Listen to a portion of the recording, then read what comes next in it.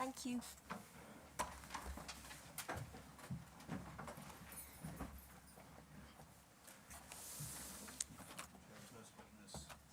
First witness is Callum Tully, who will either be sworn or affirm, as the case may be. Thank you.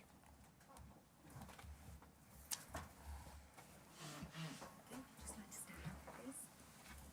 And repeat after me. I do solemnly, sincerely and truly I do solemnly, sincerely and truly declare and affirm declare and affirm that the evidence I shall give that the evidence I shall give shall be the truth, shall be the truth, the whole truth, the whole truth, and nothing but the truth. and nothing but the truth.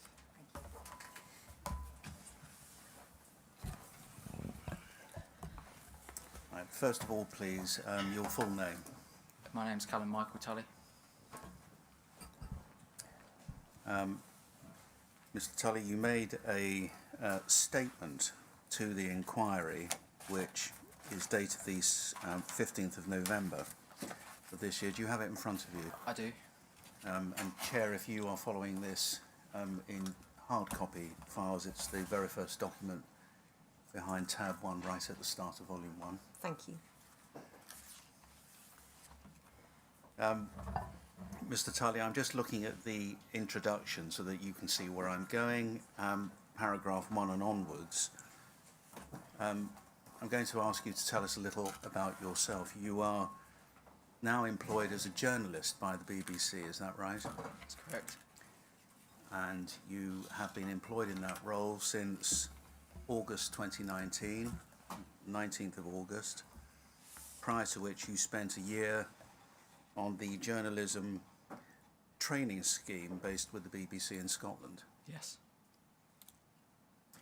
But as we all know, formally employed, and we'll come to the circumstances in a while, by G4S working at Brook House Immigration Removal Centre from the 6th of January 2015 to the 7th of July 2017. That's correct. Between the 6th of March and the 17th of September of that year, 2017, can you confirm you were employed by the BBC as a specialist researcher working for Panorama, the Panorama programme, That's true. assisting with their investigation into Brook House? Yes. And was it during that time, again, I'll ask you some more questions about it a little later, that you were trained in and you subsequently undertook secret filming and undercover reporting in Brook House, the product of which, as we know, was the programme which was aired on Monday the 4th of September 2017, Britain's Immigration Secrets? Yes, that's correct.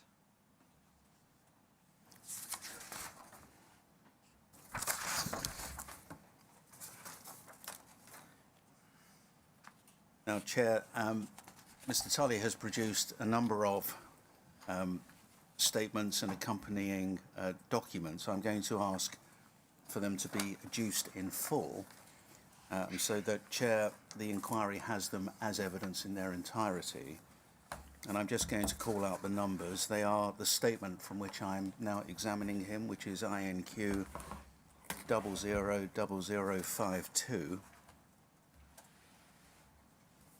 A second witness statement, in fact, it's the second witness statement, which is dated the 15th of November. It was the first, which is in fact the 7th of October. Okay. BBC 000651. And that exhibited two documents. First, a Word document, which responded to specific questions asked by the inquiry on the 30th of September of this year, which is BBC 000653. And secondly, an Excel spreadsheet, a table to key footage, was its title, BBC 000652. And exhibited to Mr. Tully's first witness statement was an exhibit INQ 000051. So two witness statements and in fact three exhibits CT1 is INQ000051, and CT2 and 3 are BBC 00065 2 and 653. Thank you.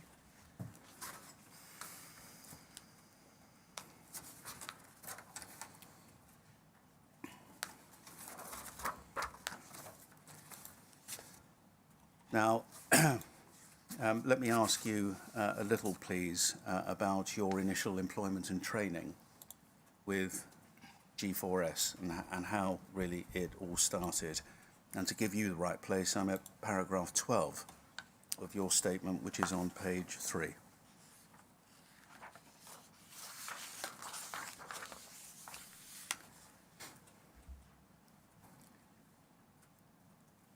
As you've told us, you were employed with G4S from the 6th of January 2015.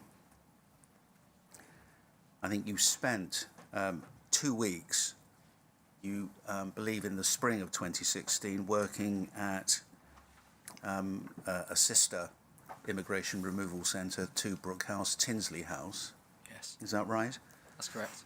And was that because there was an outbreak of chickenpox At Brook at House. Brook House? You're not immune, so they sent you to Tinsley House. Yes, sir, that's correct. And we've not heard, and perhaps we may not hear very much about Tinsley House, but in terms of location, was it close to Brook House? Yes, sir, it's very close, maybe 300 metres down the road. Yeah, I'm just wondering if everybody can hear, because I'm can bring struggling a this little. closer I if you don't like. know. Maybe I You may can't. have to bring the microphone a Maybe little I have closer to lean you. forward slightly. That's it. Say again, please. It's about 300 metres down the road from Brook House, so very close, sir. So along the same perimeter road, along the Gatwick runway. That's correct, sir.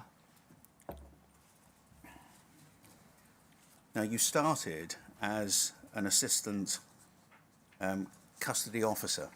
Is that correct? That's correct, sir, yes. And how was it you came to get the job in the first place? And you deal with this if you want to look at your paragraphs 10 and 11, but I'm sure you remember it well. My mum spotted the vacancy online. I had wanted to go to university to study to become a PE teacher and pursue my career in refereeing, which was going well. I was 18 years at the time. I was refereeing semi-professional football. On a number of occasions, I was invited up to St George's Park to train with the next generation of young referees. My refereeing career was going very well, but I was worried about the debt I would get into if I went to university to study PE. So I decided to just find a job and leave college. Yeah. My mum saw the job at Brook House online as assistant custody officer. Initially, it was advertised not as a prison, but as a holding facility for people. Can I just ask you, Mr. Tully, Sure. as you're racing a little. I'm sorry. And I know why you are, because I'm sure you're nervous and everybody will understand that. But if you see these poor ladies to your left, I'm sorry. this one in particular, who is trying to transcribe everything Yes. you're saying, and then she will start getting cross with me if I don't slow I you down. apologise. All right. I'll try and be slower. Thank you. So, your mum found an advert. Yes, It was an online advert, was it, or a newspaper print advert? online, sir. Which was as an assistant custody officer, where at Brook House or the Gatwick Immigration Removal Centre complex? Is that Brook House? Right. And what did you understand that meant? Initially, it was advertised as a holding facility for people with immigration statuses that had not been decided, for want of a better term. A holding facility for 72 hours is what I recall it being advertised as. I had no idea that it was a prison. Yeah. My mum would never have suggested I work in a prison.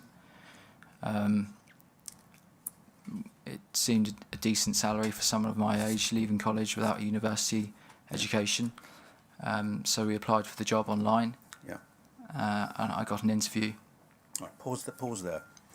In applying online, you say in your paragraph 11 you believe it involved you uploading a CV, Yes, sir, that's correct. and then you were invited to interview. And what do you recall about the interview, paragraph 11? I can't remember a great deal, if I'm honest, sir. I had a short meeting with a member of the SMT, Pause there. senior Yeah. management team. No, it's not your fault. We've heard lots of acronyms. We're probably acronymed out, but that one means senior management team. Yes, yes, sir. I can't remember the name of the member of the senior management team who interviewed me. It was a short interview at Brook House. Where in Brook House, as a matter of interest, did the interview take place? In the first unit, I think. Before, So- not in the area in which detainees were kept. Okay. So short interview, and you get the job. Yes. All right.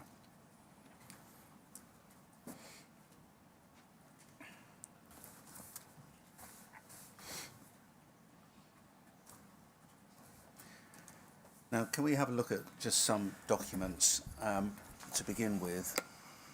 Now, you have a file there, but I'm going to try and avoid taking you to hard copy files because we can put these things up on screen.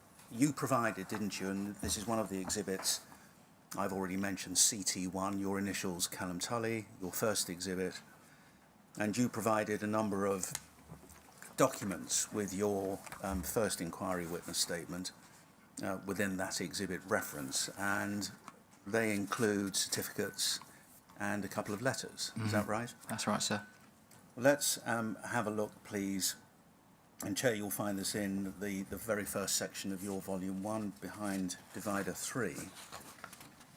Let's put up on screen, please, and let's hope this all begins very well.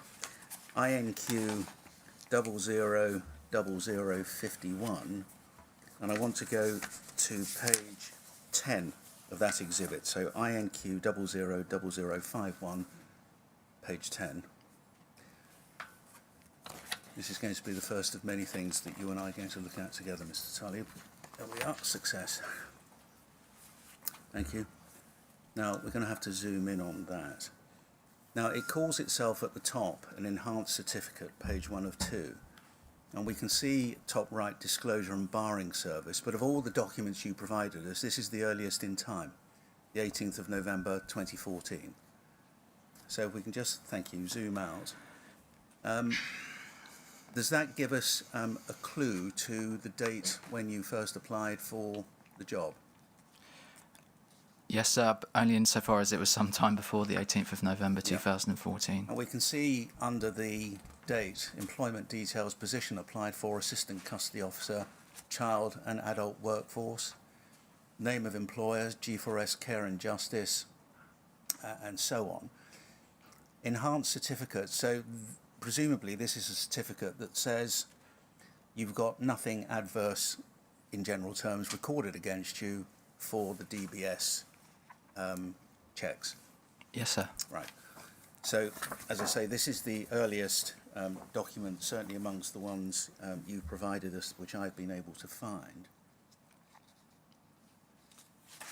And then, please, if we go to within the same bundle, at the very first page where the evidence handler started in bringing up these documents. And there we see the next, I think, we have in time from you. Well, not quite, by about 5 days, but I'll come to another document, which is a certificate a little later. But this is the 10th of February 2015. It's Home Office, addressed to you. Subject, clearance to work / visits at G4S operated immigration removal centres. And I'm not going to read all of it in, but if we drop down 3 paragraphs, you must be aware that this letter gives you no authority to act as a detainee custody officer, DCO, in G4S operated immigration removal centres. If you do use the powers of a DCO, you'll be personally liable for any damages that may result. And then the next paragraph is about clearance. Unless this clearance is withdrawn by the Secretary of State, it will remain valid for 6 months after you cease employment. Was this in relation to the job you got as an ACO? Yes, sir. And what was this document telling you as you understood it?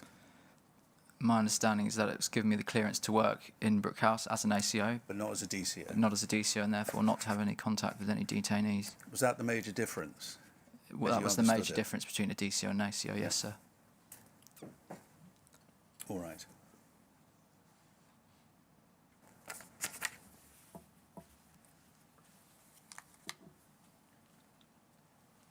And then one other document I'll ask you to look at for the moment, which is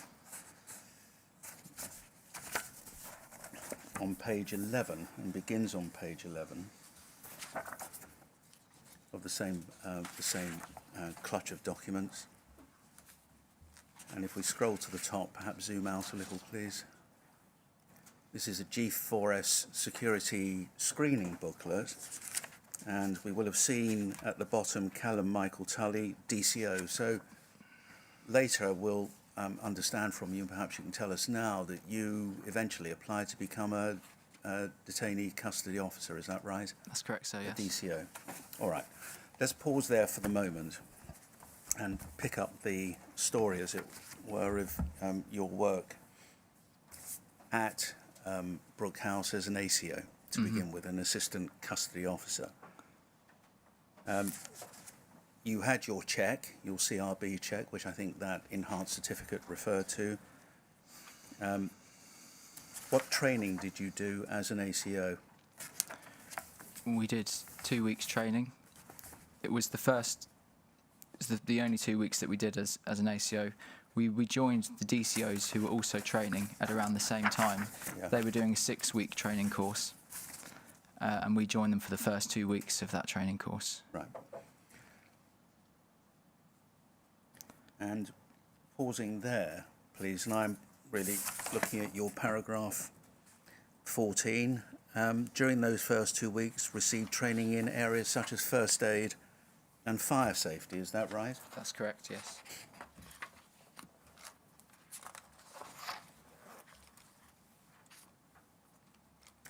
Well, if we look on page 5 of the bundle that we have up on screen, first aid work, certifies Callum Tully successfully completed following course. First aid at work held at Gatwick, 20th of May 2015, certificate valid for 3 years. Was that one of those certificates? I think this was actually for my DCO trip, because I did Do the it all over 6 weeks again, again when I became a DCO. right. So I think this is for the DCO. So May 15, nothing to do with ACO. This one's to do with being a DCO. I think so, You yes. think so? And the other one you say was fire training. Well, while we've got it open so that we can be clear, let's go to the next page, page 6, please.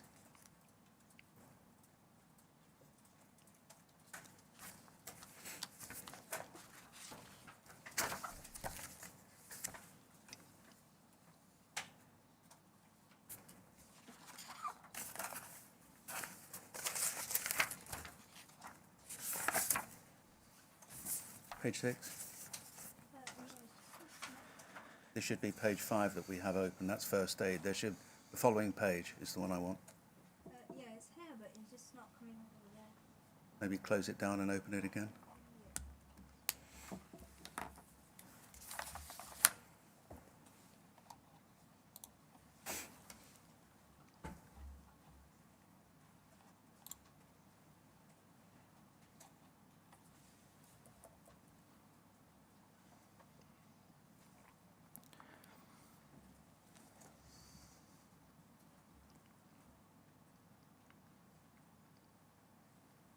Page 6. There we are. Thank you. Completed a fire marshal course, 8th of June, so presumably 8th of June 2015, presumably given what you've just said, this is more likely to have been part of your training as a DCO rather than as an ACO. I think so, sir, yes. But you did 2 similar courses or identical courses to become an ACO? I think so, to the best of my recollection. Identical or similar? It's hard to say. It was, 5 years ago, sir. All right.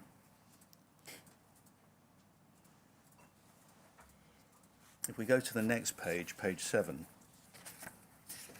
this one is definitely Assistant Custody Officer Initial Training Course, because that's what it says. Correct. And it's dated the 9th of February, so it's the day preceding that letter of the 10th of February that we saw about what you could and couldn't do as an ACO. And so is that the initial training course you've been telling us about, often referred to as an ITC? That's the 2-week course. Yes, sir, that's correct.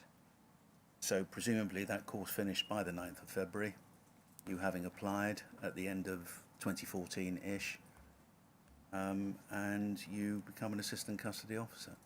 Yes, sir.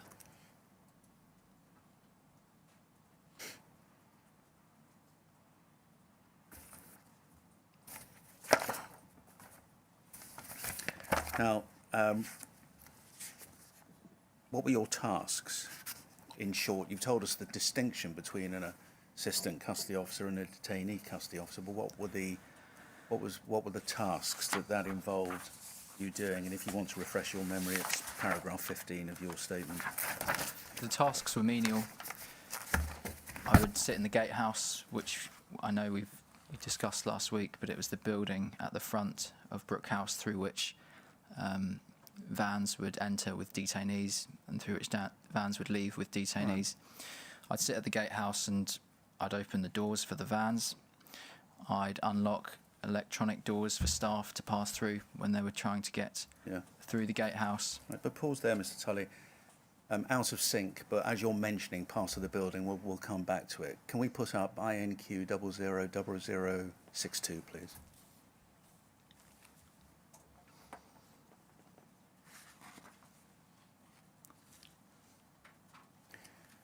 Right. This is one image. I don't know if this helps you. We can also put up INQ 000063. Perhaps you can do that as well, please, evidence handler, if you would. See if 63 may be better.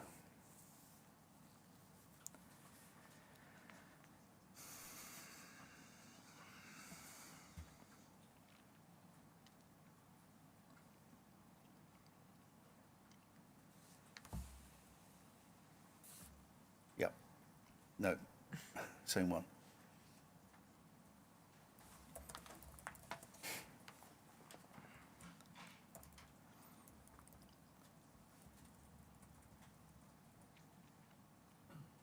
Brilliant. Thank you. If you can keep that there. At the top of the image, Mr. Tully, you'll agree going left to right is the perimeter road, and we should imagine, therefore, we're looking at the back of the centre, and the runway is just out of picture at the top. That's correct, sir. While we think about it, can we see Tinsley House in either of these images? We can't, sir, no.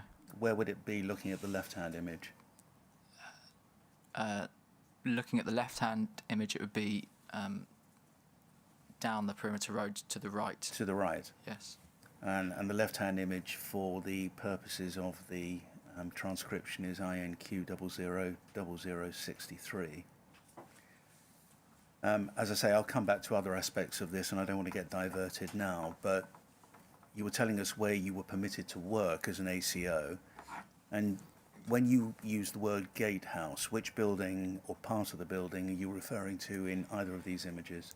If you look at the top of the image on the right, which is INQ 000062, you'll see a building. Well, there's a building at the top there which is kind of separate from the H.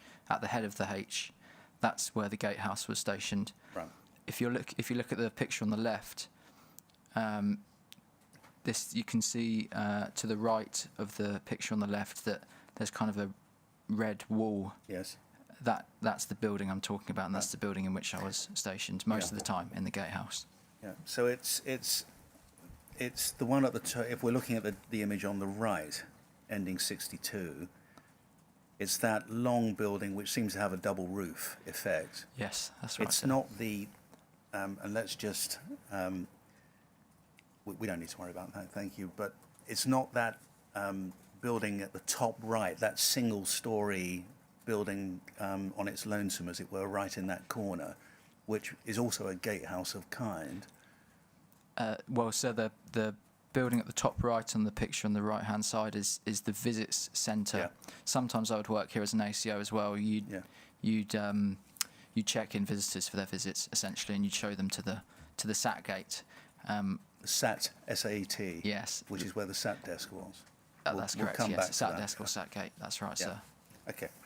But we've established, as I say, just focusing in at the moment on what I'm asking you about is it's that building at the top of the image, in either of the images we're looking at, or top right in the one on the left, is the Gatehouse where you worked as an ACO. Yes, sir. And so coming back to the kind of work that you did, mundane tasks is what you call them in your witness statement. What do you regard as mundane? Sitting in a chair and buzzing members of staff through doors when they pressed a buzzer at the door to alert you that they wanted to pass through it. Escorting vans round to the kitchen or round to the solitary confinement block, or to detainee reception. That was my work in the Gatehouse. If I was working in the SAT desk or a SAT gate. Right, pause there. Let's just explain some terms. Mm-hmm. You certainly mentioned SAT desk in Yes. your witness statement. SAT gate, I'm not sure you do, but it doesn't matter.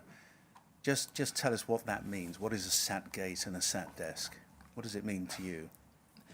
I'm not sure that's just what we called it, sir. It was, but it was somewhere where we would search through visitors on their way to the visit. It's in that building at the top. Sorry, let's be careful. That building at the top can mean two things in these images. Which building at the top? On the right-hand side, the picture that you see, at the top of this image is the building, which appears to have kind of two stories. Right. With the Not red wall. the one in the top right-hand corner with that red on the wall. No, not the one. Yeah, sorry, I wasn't very clear there. Yeah. Right. And did it describe SAT desk, SAT gate because people sat there? Is that what it means, or was it an acronym for something? I think it might have meant satellite gate or Okay, satellite fine. desk, but I'm Okay. not quite sure, sir, why it was Right. called that. But that's what you understood it to be. Yes. All right. So those were your tasks as an ACO. Before moving on, having done your 2-week initial training course as an ACO, did you shadow anyone? As an ACO, sir? Yeah. Yes. Yes, I did. And what did that shadowing involve? They would show me how to, Who's they? the ACOs who I shadowed Yeah. would show me how to use the electronic doors. They would show me how I should search vans as they came into the detention centre, Vans. task or vans, Yeah. and vans which would bring in food and other stuff. They would show me how I should search visitors when visiting detainees, although this was also covered in our training, in the initial training course. That was, to my recollection, what I was shown when shadowing. And did the shadowing immediately follow on the initial training course? So you did your 2 weeks, Yes, get sir. your certificate in early February, second week of February, or just before, and your shadowing thereafter immediately. How long did the shadowing last? 1 week, sir. And then were you an ACO? Yes, sir. Okay. So we should imagine that by about the middle of February, maybe a little after, of 2015, you were working at G4S as an ACO. Yes, sir. Okay. Now, there came a time, I think, when you understood that G4S was recruiting for DCOs. Yes, sir, that's correct. And for you, because of your interest in sport, did you understand that might mean you could become an activities officer? Yes, sir. A member of the senior management team called Michelle Brown told me that there would be a place for me in the activities department. And Right. so I kind of took that to mean that I would be given the nod for that position, Yeah. given my background in sport. Okay. And did you formally apply? You talk about, for example, in paragraph 16, at the assessment day. Was that after you'd formally applied or before you made formal application? The assessment day was after I'd formally applied, sir. Right. And the nature of the formal application, what was that? I can't really remember, sir, to be honest. I'm Was sorry. it also similar to I think the it was similar to the ACO. ACO CV CV upload online. and that sort of thing? I think so. All right, well, before we come on to the assessment day, then let's just, and the training, let's just look at some of the other documents along the way. Please, can we put back up on screen INQ 000051?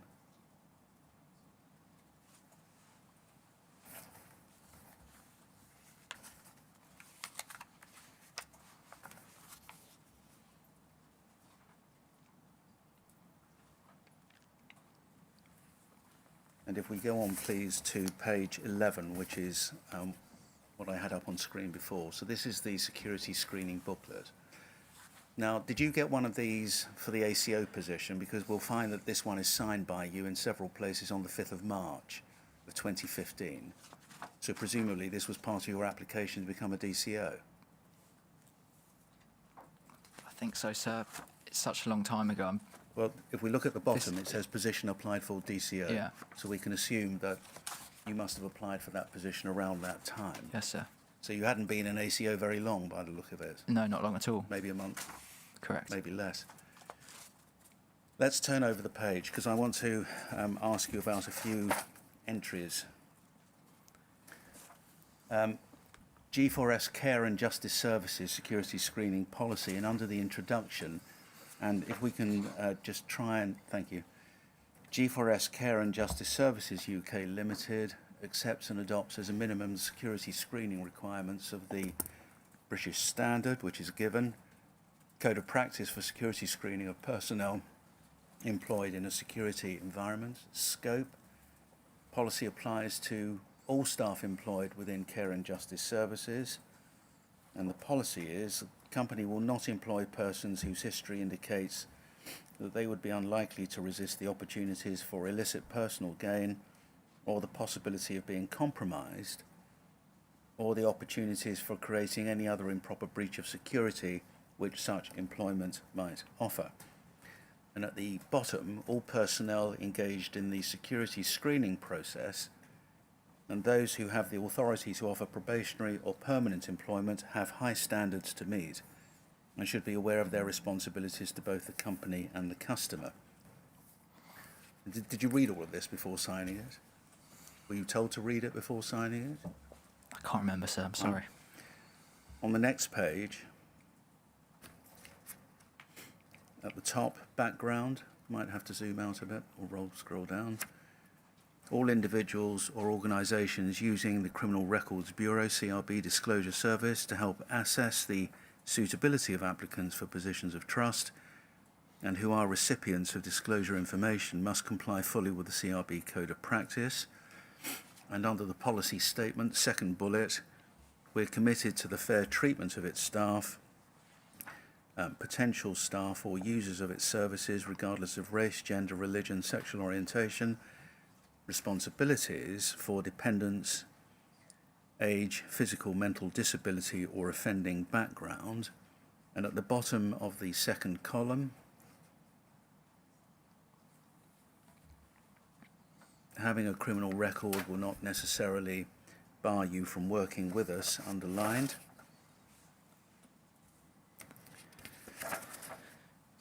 And if we look, for example, at the bottom of page 16, there's your name printed, your signature's been labelled over, but the date is the 5th of March 2015. And then you make a declaration on the next page, page 17, and I'm taking you through this, Mr. Tully, because we're going to assume that everybody who applied to work as a DCO had to go through the same process. Declaration form, the company prohibits the employment of staff in G4S Care and Justice who are members of groups or organisations considered to have a racist philosophy, principles, aims or policies. This is in support of our policy of promoting and sustaining racial equality. It applies to staff who have direct contact with people in our care on a regular basis, whose actions may directly or indirectly affect their rights, entitlements or welfare. In applying for a position in these areas of C and JS's business, therefore, you must complete this declaration. Your certification is subject to approval by the UK Borders Agency stroke National Offenders Management Service, stroke Ministry of Justice, or a UK police force. Before deciding whether to agree to your appointment, we require you to confirm that you are not a member of the following organisations: British National Party, National Front, Combat 18, or any group or organisation promoting racism. Racism is defined in general as consisting of, quote, conduct or words or practices which disadvantage or advantage people because of their colour, culture, or ethnic origin. In its more subtle form, it is as damaging as in its overt form, end quote, taken from the Stephen Lawrence report. And you tick, as we can see, I'm not a member of any, take it shortly, any such groups, signed and dated as we see. And then on page 19, at the top, you're reminded of your obligations under, it's slightly off the page, but under the Official Secrets Acts of 1911 and 1989.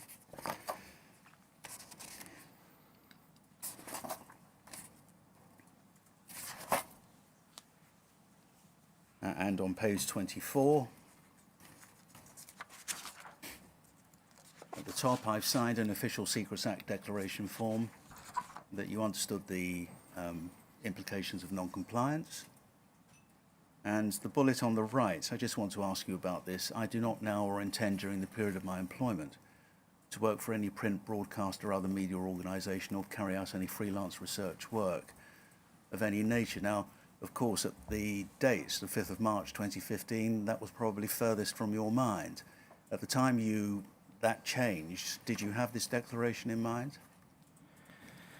I didn't have the declaration in mind when that changed. And then, finally, please, the next page, 25, which is Detention Services Form R2, Membership of Prohibited Organisations. And this is really a declaration which you signed in relation to those kinds of organisations which G4S's policy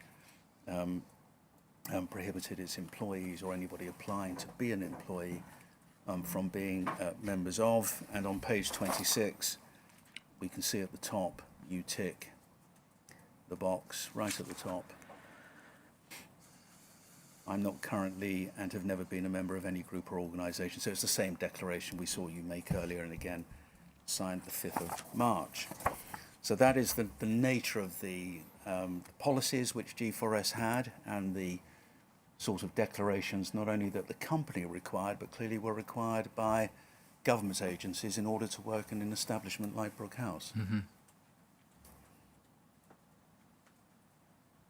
Now, going back to your witness statement, please, the assessment day where I diverted from paragraph 16, you make application, at some point you fill out that document and you sign it on the 5th of March. The assessment day then is after your application, is it? But before you are given the job, or after you've been given the job? Before we're given the job. Okay, and what did the assessment day involve? It involved some group exercises to assess our how well we worked in a team. Such as? It's hard to remember exactly what it was about, but I think there was sort of 5 of us sat in some sort of conference room. We were in groups of 5. There was more than 5 people there, probably about 15 to 20 applicants. We were divided up into about groups of 5, I'd say, and we were kind of given a scenario and we had to resolve it. Those who were seen to be who appeared to work well in the team obviously did well in that test, if you like. It's hard to remember exactly what it was. Sorry. But I think what you do say in your statement is it didn't have any particular focus on the work you would do. No. So there was some very sort of little, psychometric testing. It didn't relate to Brook House, that's for sure. Okay. And you say you were also required to undertake a medical test, stroke examination, which assessed your fitness for the job. Yes, Does sir. that mean physical fitness? Yeah, yeah. We spoke. We all had like an individual meeting with I think it was a doctor or Was it a G4S doctor or some external doctor that was brought in? I'm not sure, sir. I'm sorry.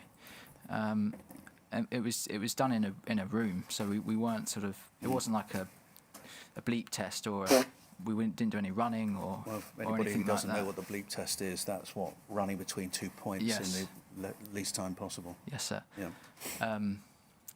It's hard to remember the. All right. We kind of did some balance. You know, you're balancing on one leg, that kind of stuff. It wasn't sort of a very intense medical test, as far as I was aware. And you remembered a member of the SMT called Michelle. Was that Michelle Brown again? That's correct, sir. Giving you some information about Brook House, but you say little information about the realities of life in the centre. Yes, sir. That's correct. And we won't ask you now what you mean by that, but presumably we will find out what you meant by the realities of life at the centre when we get through your evidence. Yes, sir. Well, you were successful, and you say by April 2015, training to become a DCO. Yes, sir. And tell us about the training. You deal with this at your paragraph 18. The training involved, as we've mentioned, the fire safety marshal stuff, the first aid training. Yeah. We were told how we would search detainees and how we would search detainee cells. We were told to look out to spot the signs of efforts by detainees to condition staff. Meaning to efforts that detainees would make to get staff to treat them favourably. We did a week-long control and restraint training at the end of the 6-week training course. There was a corporation day, as there was with the ACO training, which when we Did you say corporation day? Yeah, it was. What does that mean? It was the first day of the training, and we were just told about sort of G4S as a company, how big they were, how many countries they operated in, that kind of stuff. Yeah. So, recapping, training you get, I'm simply picking this from your paragraph 18, searching detainees and cells, or detained persons and rooms, as we sometimes refer to them, first aid, fire safety, control and restraint, conditioning that you told us about, Yes, sir. diversity and inclusion, Yes, sir. and how to deal with self-harm and suicidal ideation. Yes, sir. Now, who gave those courses? Let's deal first of all with control and restraint. What level of employee of G4S provided that course to you? And you said that was a week-long control and restraint. Yes, sir. The entire 6-week course was overseen by a DCM called Peter Compton, now, I think. Pause there. DCM is a Sorry. detention custody manager or detainee custody manager. Yes, sir. Detainee custody manager. So that's a level above the DCO. Yes, sir. Yeah. The control and restraint training in particular, I guess, came under the oversight of Peter Compton. Pause there. Peter Compton. I think so. Peter Yeah. Compton. And he was a DCM, Yes, sir. right? And he had overall oversight of the training. Yeah. Specifically, the control and restraint training was delivered by DCOs who were restraint trainers, so they had some additional advanced training in control and restraint. The DCO who had kind of overall responsibility for the control and restraint training was DCO John Connolly. Yeah. He also had a couple of other DCOs working with him at various times during the week. I can't remember their names, I'm afraid. Right, but John Connolly is somebody we'll come back to for events that took place on the 17th of May 2017. Yes, sir. So that was control and restraint. What about the course in how to deal with self-harm and suicidal detainees? Who, first of all, who provided the course? This course was provided by DCM. Who? I can't remember his name, I'm sorry. We were told how to try and identify when detainees might be feeling low. We were told about obvious signs, them explicitly telling you. Other more subtle signs like a deterioration in their sort of physical appearance. Perhaps they were refusing food and fluid, that kind of stuff. I mean, a lot of the focus was on how to prevent detainees from self-harming. If you found a detainee hanging in their cell, then you would use the fish knife, which you had been provided with. So that was part of your kit? It was part Fish of our knife. kit. We'll hear from time to time about ligatures being removed from people with a knife or a fish knife. Yes, fish But knife. that was common kit for all DCOs and DCMs, wasn't it? Yes, so we were all issued with a fish knife. Yeah. We were given a ligature, and we were taught how to use the fish knife, and When you say given a ligature, what was it made of? bed sheets. Bed sheets. Yeah. We were told what to do if you walked into a cell or onto a landing and you saw a detainee was hanging from a ligature point. We were instructed to not to immediately sort of try and cut the ligature, but actually to support the detainee's body, so that he would not be choking on the ligature. You'd wrap your arms around him and you'd try and lift him up, support him to try and preserve his life, and you'd call for help, and then it would be the second DCO or manager or maybe a detainee who would try and remove the ligature. That's as far as my recollection of the self-harm and suicidal sort of prevention training takes me. You told us control and restraint was a week-long course, and by control and restraint, well, I have it in mind, did that include all forms of use of force, planned and unplanned? Yes, sir. That was a week-long course. How long was the course that you've just been describing, self-harm and suicide? I'd be guessing, sir, if I answered that. Or was it a week, less than a week, more than a week? It certainly wasn't a week, no. It could have been a couple of days. Yeah. Could have been half a day. I can't quite remember, I'm sorry. And so that we're clear on that particular topic, the person who instructed you was a single person? Yes, he was a DCM. A manager? Yes, sir. No medical healthcare instruction at that point or during that part of the course? Not to my recollection. Did you have any healthcare instruction from any medical practitioners? Not in relation to self-harm and suicide attempts. I mean, we obviously did get our first aid training. Yeah. First aid? Yes. Yeah. I don't recall there being anyone of a medical background being at the training regarding self-harm and suicide. Had you heard, and I'm just going to ask you for now, had you heard of the detention centre rules during that training? Yes, sir. And were you trained, did you hear about Rule 35, for example? It's very likely that I was told about it. I can't remember, but an emphasis was put on learning the detention centre rules, so I probably did know of that rule at the time. Okay. But would have that been self-learning, or do you think that was instruction? Well, we were told about certain rules in particular but we weren't told about all of them. Yeah. I can't remember if Rule 35 was one of the rules we were told about or not, but we were told to read through all of the rules carefully and to try and learn all of them if we could. So that would have included Rules 40 and 42, for example? Yes, we were specifically told about those two rules. Okay. So about temporary association being restricted, and about confinement in the block. Yes, sir. Right.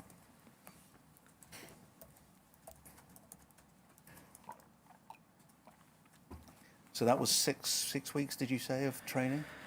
I'm almost certain, yes, sir. What took up the bulk of it? We've got control and restraint. It's a full week. You yeah. think self-harm and suicide, maybe not even a day.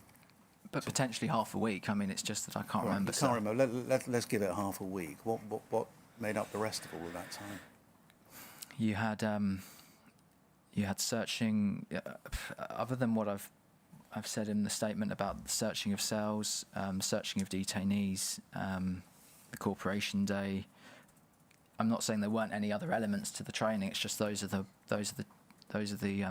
elements of the training that I can remember. Because it was such a long time ago, it's hard to recall exactly what happened, what we were talked about. I appreciate that's not particularly useful. Don't worry. And this training, was it all classroom-based? Apart from the control and restraint training, yes.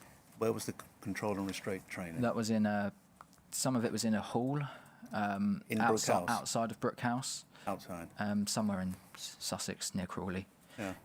Some of it was downstairs from the training rooms, which were in that first building, which we spoke about earlier, the same building that the Gatehouse is in which there is kind of like a small exercise room. I mean, it's not a hall, but it's sort of maybe half the size of this room, in which there was kind of padded walls, crash mats, and then a mock-up padded cell. And it was in that room and in that mock-up cell that we would train. Yeah. Do you remember now offhand, just as a rough and ready figure, how many people you trained with throughout the 6 weeks? 15 people, perhaps. Male and female? Yes, sir. And during that 6 weeks, were you taken around the building, the residential parts, which as an ACO you weren't admitted to? No, we weren't actually, sir, and it was the source of frustration for people who kind of wanted to understand where they were going to be working. Because, as I've said, the jobs aren't advertised sort of as a prison-like environment where you're meeting hostility and dealing with self-harm. And obviously I had an indication of this myself because I had been an ACO. But for staff members that had just applied directly to become a DCO, they were anxious to find out what it was like on the main unit, because we were being taught about self-harm, we were being taught about control and restraints, and yet we didn't really have much of an insight into what Brook House was kind of really like. And The realities, exactly. It's kind of hard to, you can't really teach in a training room what it's like, and what it smells like, what it sounds like, the atmosphere. But it was only sort of, I mean, we didn't get any access to the detainee areas until the first day in the job in which we were shadowing. Yeah, well, that was my next question, because you told us that you shadowed someone for a week. Yes, sir. After your initial training as an ACO, or for the ACO position. What about shadowing as a DCO? That was a week as well, sir. Did that take you inside the building, obviously? I did, sir, yes. So after the initial training, or that 6 week period, I don't know if that's called initial training or not. Did you call that initial training? We referred to the first 6 weeks as initial training, but once that was over, the first week was just your first week in the real job, shadowing. So that was shadowing what, DCOs? Yes, sir. Around the whole building? Not for me, no, sir. I was just shadowing in the activities department. And where was the activities department? At that time, on the ground floor of the main unit, but in a corridor which was not accessible to detainees, there was an activities office. That's where we were kind of based, where we'd meet in the morning before we'd go to our stations come the beginning of association periods. Right. And so that's the residential block that you're talking about? Yes, sir. Yeah. Now, one of the things you say in your paragraph 18 is that during your training we were explicitly told not to refer to the rooms in which detainees were incarcerated as cells. Instead, we were told to refer to them as rooms. Who told you that, and why? The DCMs that delivered elements of the course told us that. And what was the purpose behind them telling you that? Why rooms and not cells? Did you understand? Well, they didn't tell us exactly why, but we were just told, that we refer to them as rooms, not cells, and you should refer to them as such. Was it because it wasn't a prison? Brook House is built to the standard of a Category B prison. In my eyes, it is a prison, but I suppose G4S were anxious to perhaps have us think that it wasn't. But I mean, it was obvious to us that it was.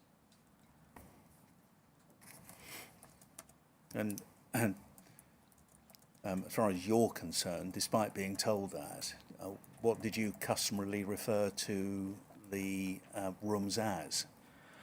Well, most of us refer to them as cells. I mean, some of us would refer to them as rooms at times, but I mean, they were There were small rooms. There was no handle on the inside of the cell door. There was no openable window. There was a toilet in the cell. I mean, it was just, they were so obviously cells that people referred to them as cells.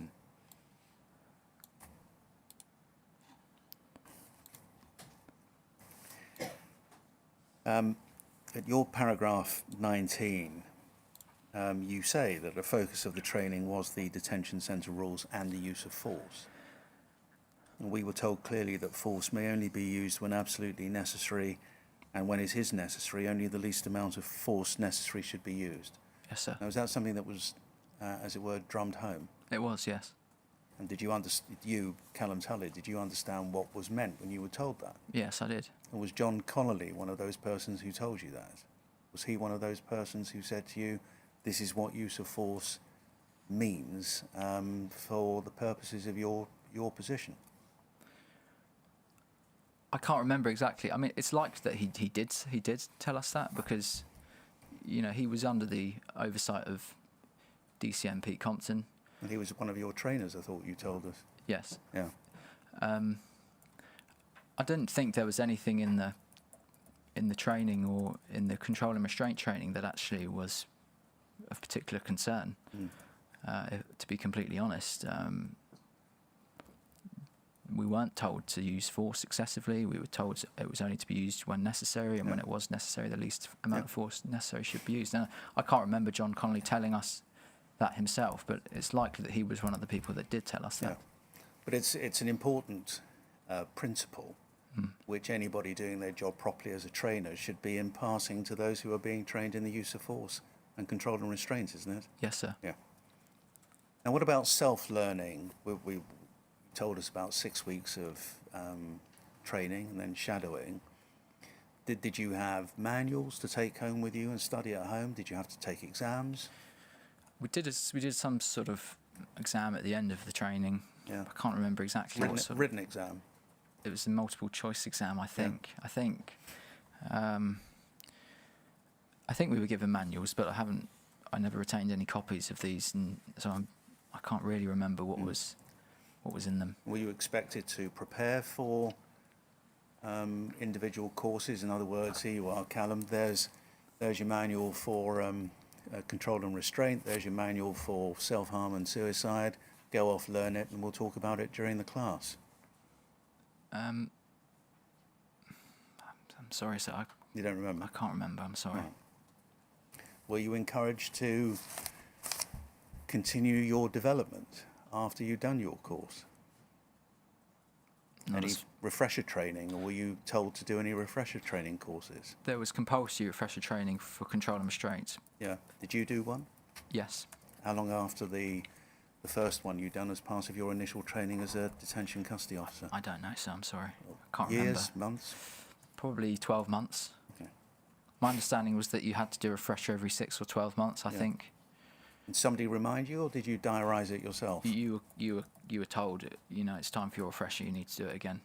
Yeah. I think there was only a certain amount of time from when you had done your control and restraint training that you were in ticket, as it was called, and which would mean you were permitted to eventually your training would go out of date, essentially. So you it had would expire, so you would have to do your refresher training.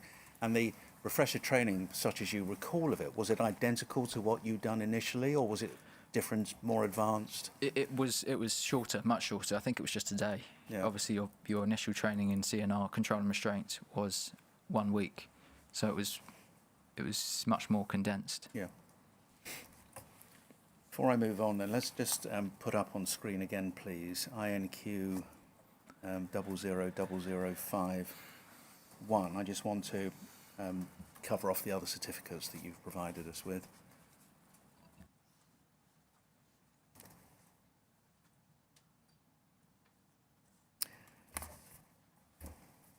Can we look, please, at within that document?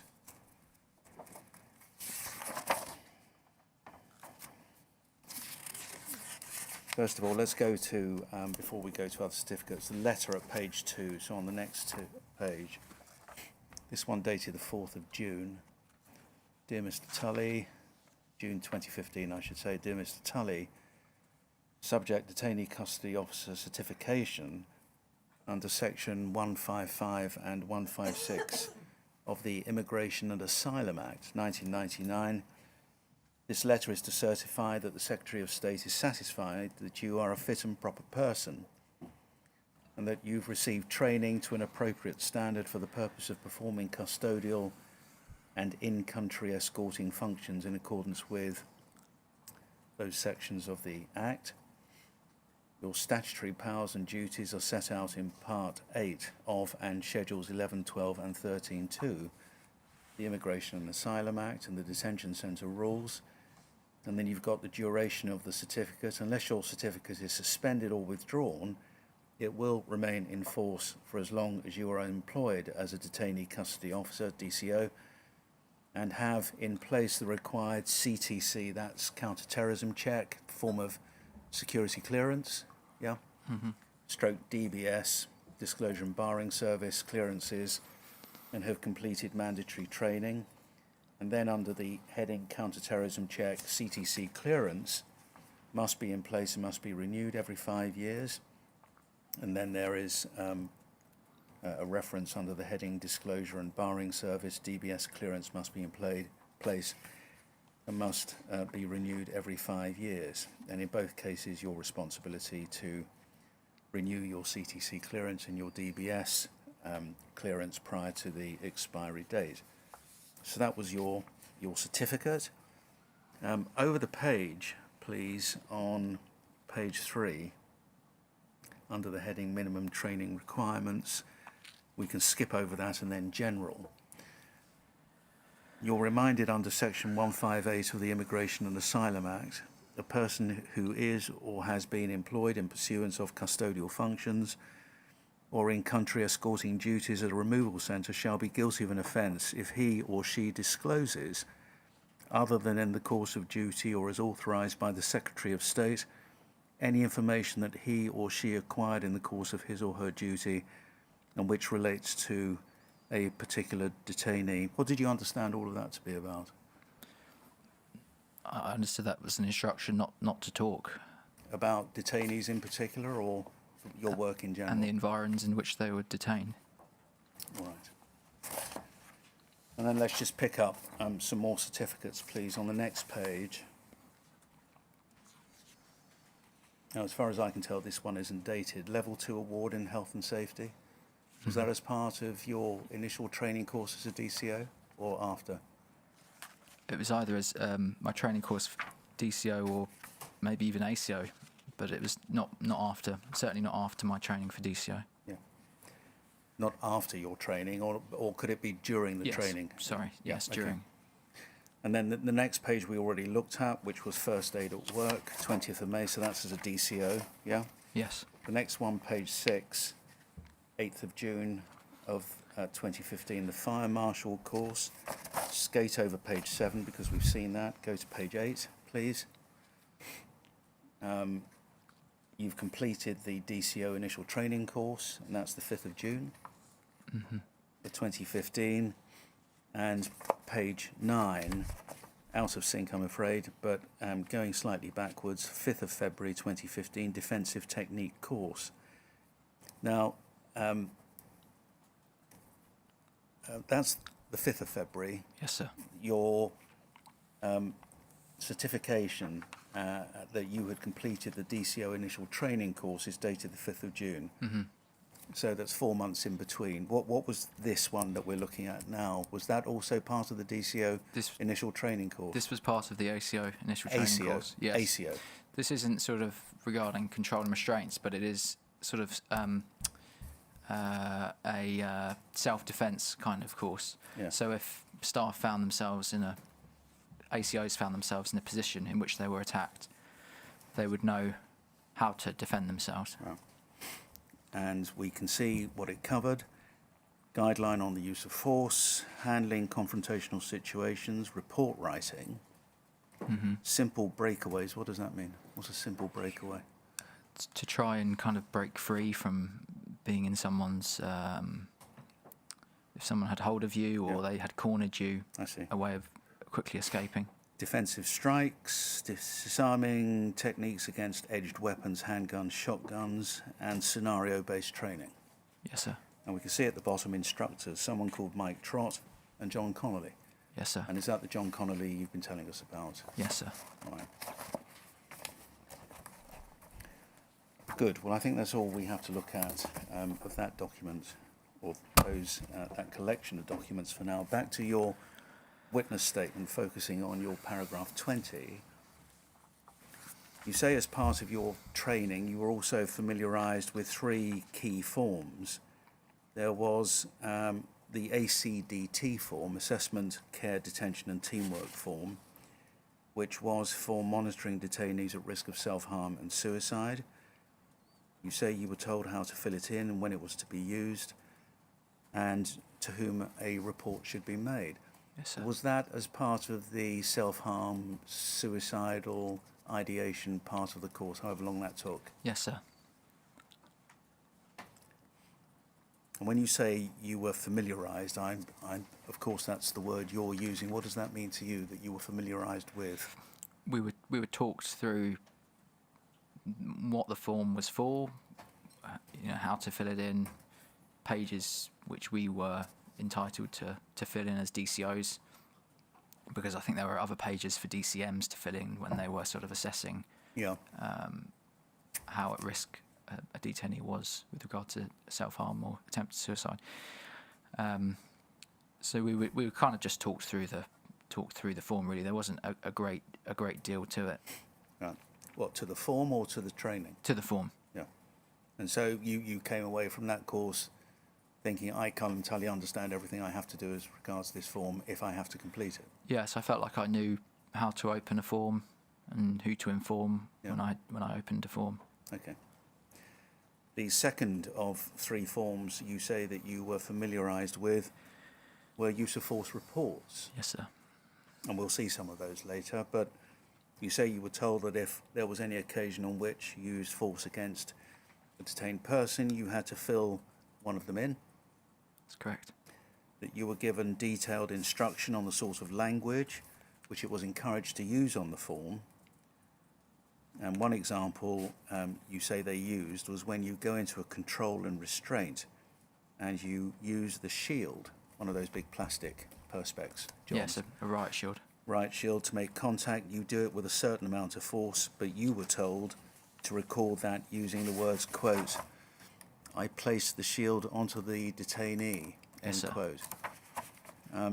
And similarly, when describing restraint, you say we were taught that the appropriate language to use is that we were supporting the arm or supporting the head. But you add, in this part of your statement, you wanted to be clear that nobody was expressly suggesting that you shouldn't report or cover up excessive use of force. However, you felt later that these terms were sometimes used to mask the extent to which force was applied in some restraints. Yes, sir. Now, are you saying, so that we're clear about what you mean here, are you saying that this was a form of cosmeticization of what was going on, or were you being given legitimate instruction in how to complete these forms? I'm not sure what the intention was behind the instructors when we were told this, but regardless of how much force was used on a detainee when using the shield, I never saw or heard of any officer using any other term than placing the shield. So whilst at the time I didn't feel that we were being told to mask the extent to which force was used, I later felt that the words placed did not accurately describe how the use of the shield was sometimes used. Yeah. So it was a standard form of words, is what I'm taking from what you're saying, a standard form of words that was to be applied across the board by everybody who was trained in that way, so that anybody reading the form from outside might not understand exactly what happened if all you ever had was the form to go by. That's correct. And the shield is just one example. Presumably there were examples of other uses of force which were standardised in terms of language in the same way, or am I wrong about that? You were right, sir.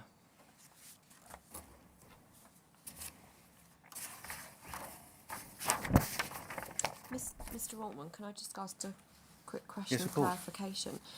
Mr. Tully, do you remember the same kind of conversations happening with regard to the completion of any other different types of forms, so such as the ACDT form, or is it specifically the CNR related forms that you remember?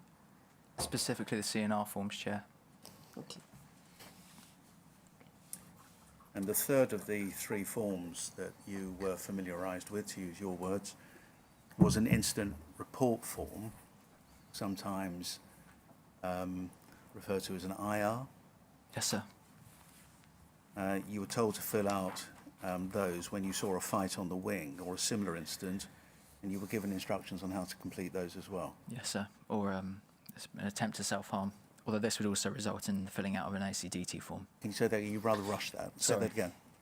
You'd also fill out an incident report form if you witness self-harm or an attempted suicide. But this would also involve the use of a ACDT form. You mean if there was attempted suicide or self-harm, Yes, that sir. would require an ACDT form as well as an incident report form? Yes, sir. What about a security incident report form? Did you have anything to do with those? A SIR, as it's sometimes called, an SIR? It definitely rings a bell, sir. Yes. Yes, I hadn't. The term SIR sounds familiar. But anything you were instructed on at the time? Well, you can't remember. I'm sorry, I can't remember. No, don't worry.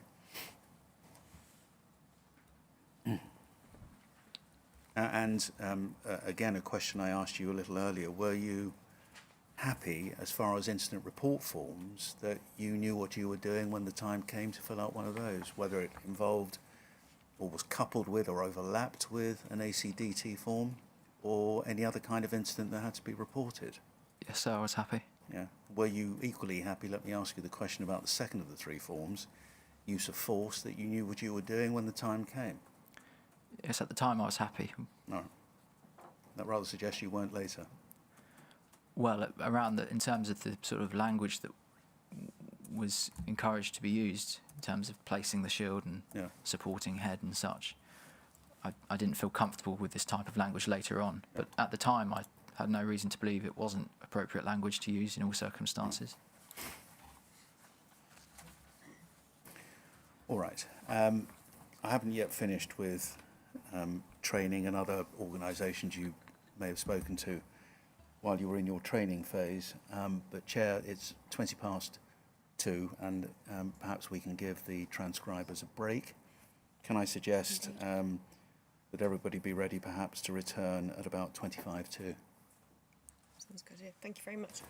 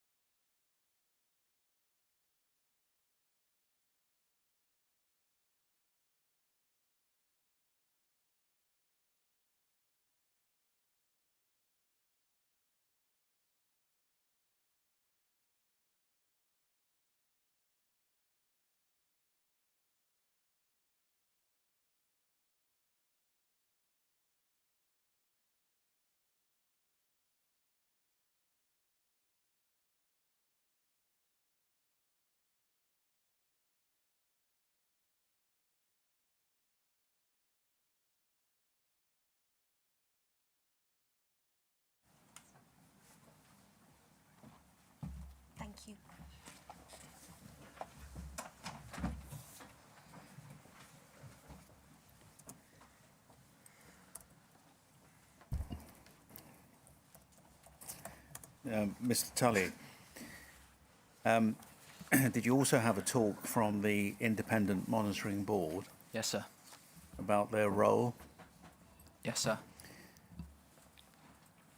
And did you remember, and I'm looking at your paragraph 21 of your witness statement, about a couple of officers who were on your course had previously worked at HMP Wandsworth, the Magistrates Prison Wandsworth. Yes, sir. And did they tell you how they despised the IMB, or how despised the IMB were at that institution? Yes, sir. And were you the only person that they told about that, or was it a sort of general chat among the group that the IMB were a despised organisation? Well, we were sat in a kind of, there was like a row of us, so it wasn't like announced to the whole training course, but 5 or 6 officers, these trainee officers probably heard. And what were the IMB there to do? What was their purpose in speaking to you? They were there to explain their role. As I understood it, was to just be in sort of independent sort of organisation in the centre that would attend certain incidents, and the IMB assured staff that they weren't there to catch people out or get people sacked. Yeah. That wasn't necessarily their exact wording, but Okay. words to that effect. Yeah. And do you remember that training ran all day from 9 to 5? You say different instructors had conduct of different parts of the course. You remember this Peter Compton, had ultimate oversight, and one of the things that you pick up on in your paragraph 22 is that there were some external providers, and that included for first aid. I think so, sir, yes. That's what you recalled. If you didn't get through the course, did you get the job? No, you didn't. My understanding was that you would become an ACO. Yeah. Not a DCO. Correct, sir.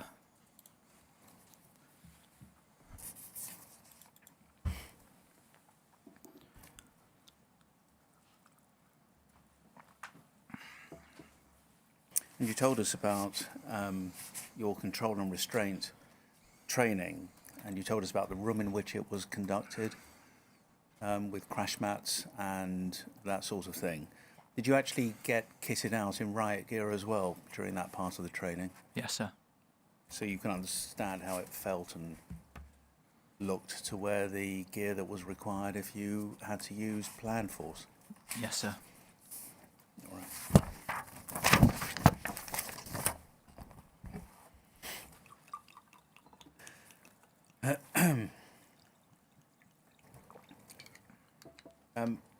Did you understand, and this is a question we've been asked to ask on behalf of Duncan Lewis solicitors, did you understand during your training how or why detained persons might go on to the care and separation unit? Was that part of the training you had for the self-harm and suicidal part of the course?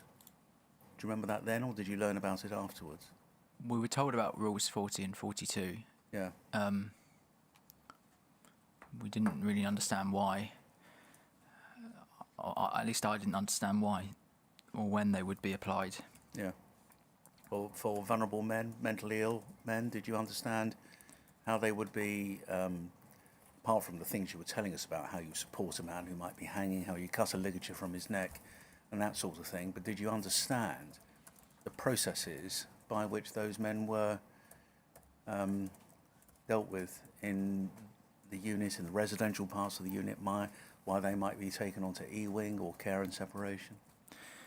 The term that would be used would be they would be moved to solitary confinement, and this was the word that was used, and it was refractory behaviour. Yeah. Refractory and violent behaviour.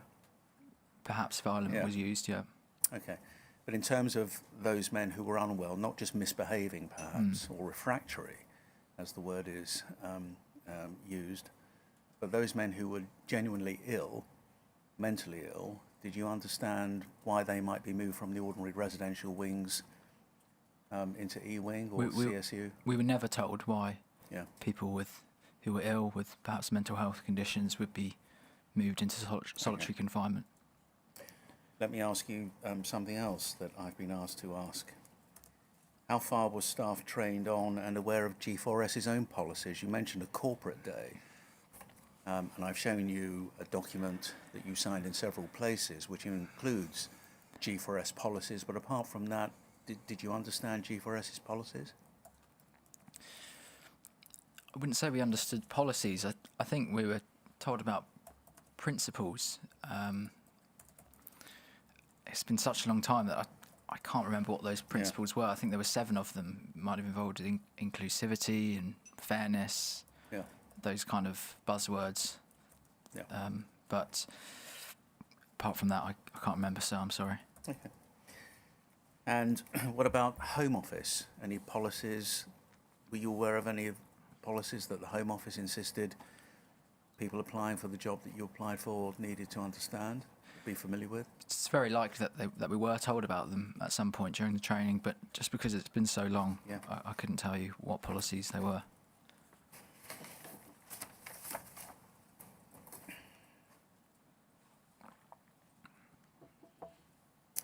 The other individuals who were on the training course with you, you've mentioned some former prison staff.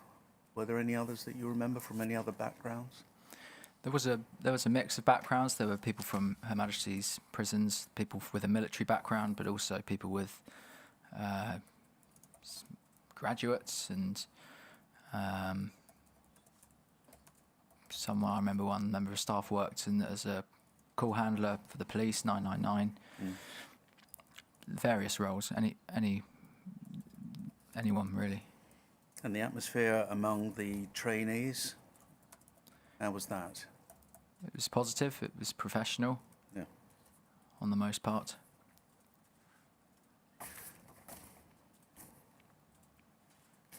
Right, well, let's please move on.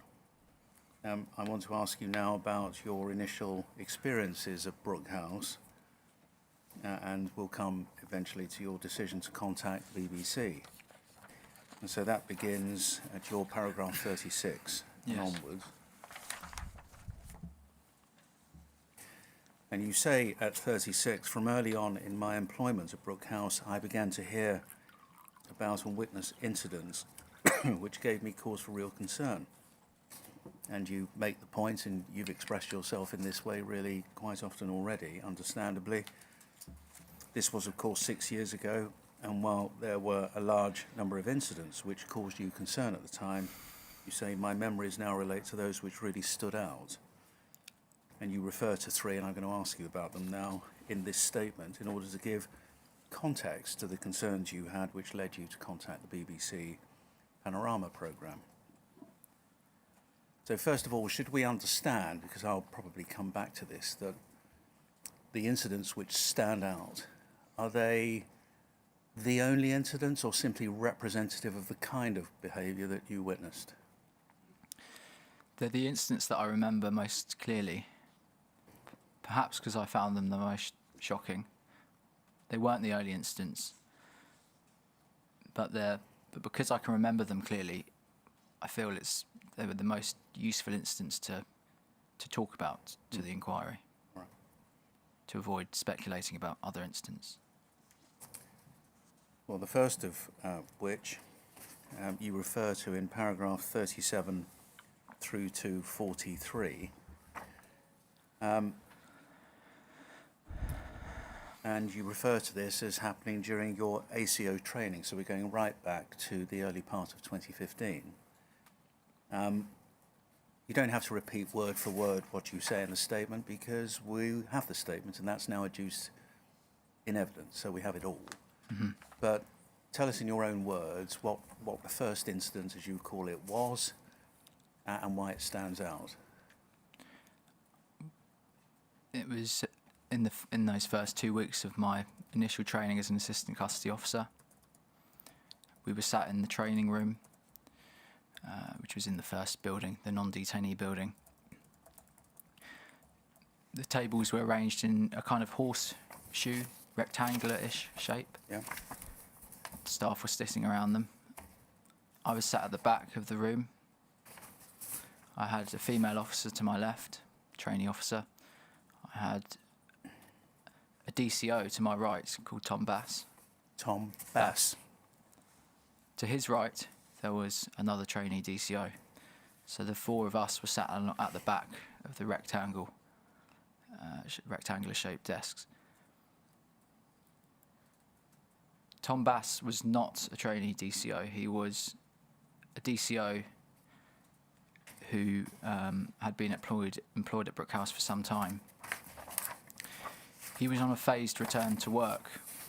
It wasn't clear at the time why he was on a phased return to work, although we were later told that it was because he had been suspended for using excessive force on a detainee. And who told you that? It was said by a number of staff, but the names I couldn't recall. So that we understand, did you learn this at the time that you were in this course with him, or sometime afterwards? I learnt at the time that he was on a phased return, but I didn't understand why at the time. It was only later that we were told it was because of an excessive use of force. Right. So why was he on the training course? I assumed it was because of why he was suspended, that he was required reminding of the roles of a DCO and was therefore placed on the training course with us.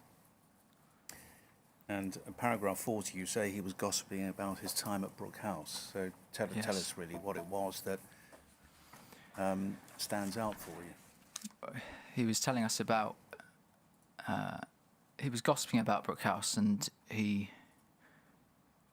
was telling me about how a number of members of staff had been relieved of their duties because... We'll come to the because. Relieved of their duties, euphemism for what? What does that mean? I took it to mean marched off site or suspended. Right. Because whilst on a night shift, they stood outside the cell of a suicidal detainee who was under constant supervision, wearing George Michael masks, and they danced outside the cell whilst staring at the detainee. Now, first this, did you believe him? Not really. No, I don't think so. I mean, I wasn't completely dismissive. I just didn't know what to believe. I just felt like I'd met people like him 100 times before, where they sort of, I'm new, I'm young, I'm impressionable, I'm probably quite nervous about working there. And you were 18 at the time. I was 18. Maybe he was trying to, I don't know, scare me or... What was his demeanour when he was telling you this? Was he serious? Was he joking? He was smiling. He was laughing. I mean, I had no reason not to believe him or not to believe him. I was shocked by it. I didn't completely disbelieve him, but I also didn't. Yeah. I wasn't buying it initially. Yeah. Of course, you were young and green, if you don't mind me saying so. 18, you had no experience of life inside Brook House. But obviously, there came a time when you did, and you would know where, and did clearly become aware of where a suicidal man would have been held. Yes. And you would have had in mind E-Wing, and you might also have had in mind rooms 7 and 8. Did they have the bigger viewing panels? That's right, sir. Because otherwise, if we're just talking about a tiny window, of course, the story couldn't work. That's right, sir. But if you've got a number of these officers, if he's being accurate and truthful, wearing George Michael masks, trying to scare a detainee through that great big pain, and we've seen it in videos ourselves. Yes, sir. Would that be possible and feasible? It would be possible at room 7 or 8, yes, sir. But did he give you a date for the incident? No. Did you ever follow his help with anybody?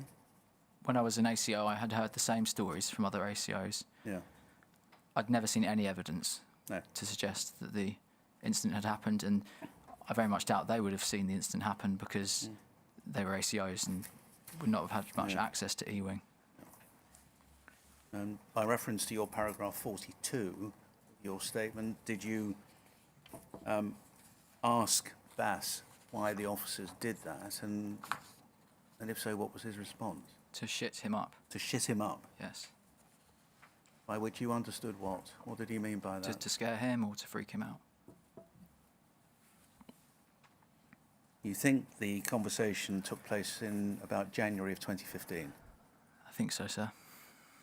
and you say that you remembered feeling uncomfortable about what he told you and hoped there may not have been truth in it because he was just trying to show off. Yes, sir.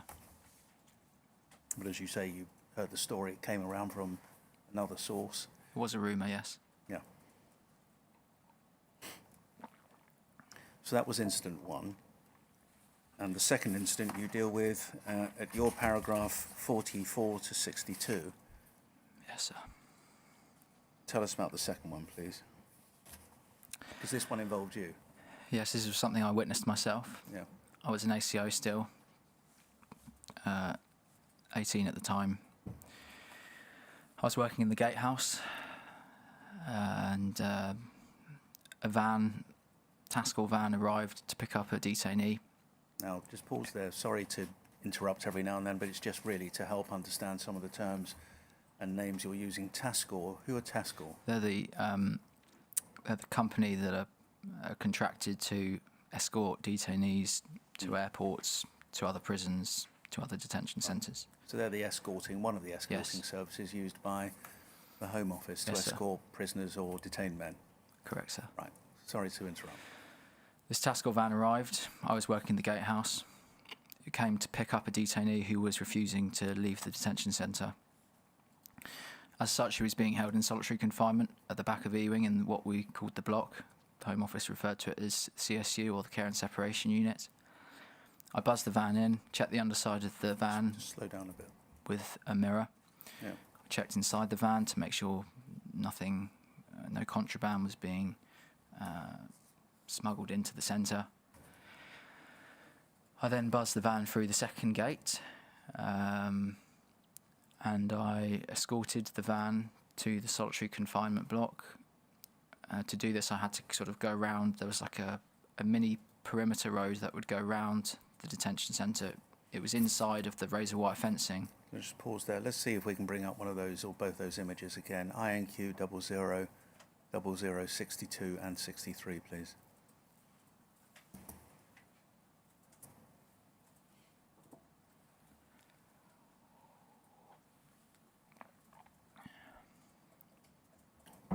Does this one help us up, Mr. Tully? It helps a little bit. You can see if you look at each of the wings of the H on the They've got left, and colours. if you look at the orange on the left, Yeah. and the green on the right, Yeah. just keep looking at the left picture on the left. You can see just to the right of the green wing, and to the left of the orange wing. Yeah. You can just see there is sort of a wide enough space between the wings and the razor wire fencing Yeah. for a vehicle to pass through. Right, so those are, the fences are sort of on the perimeter of the long parts of the H shape in both cases, both sides. Is that what you're talking yes, about? around the outside. So there's Yeah. there's a small perimeter road that's going Yeah. around the detention centre, and then there is a Yeah, it's then like there part is of a square. yes, sir. And which, while we're looking at it, as I say, I'll come back to aspects of the layout later, but colour coding, we've got the green, we've got orange, and if you look on the right-hand image, which is the one ending 63, you can make out at the end of the orange building some blue, I think. Yes. And we're sort of missing. No, we can just make out some red Yes, at the sir. end of the green, the block that starts green. For our purposes, just for now, which was the E wing? Where was the E wing? Ewing is at the back of the detention centre on the right, where the green is. Green.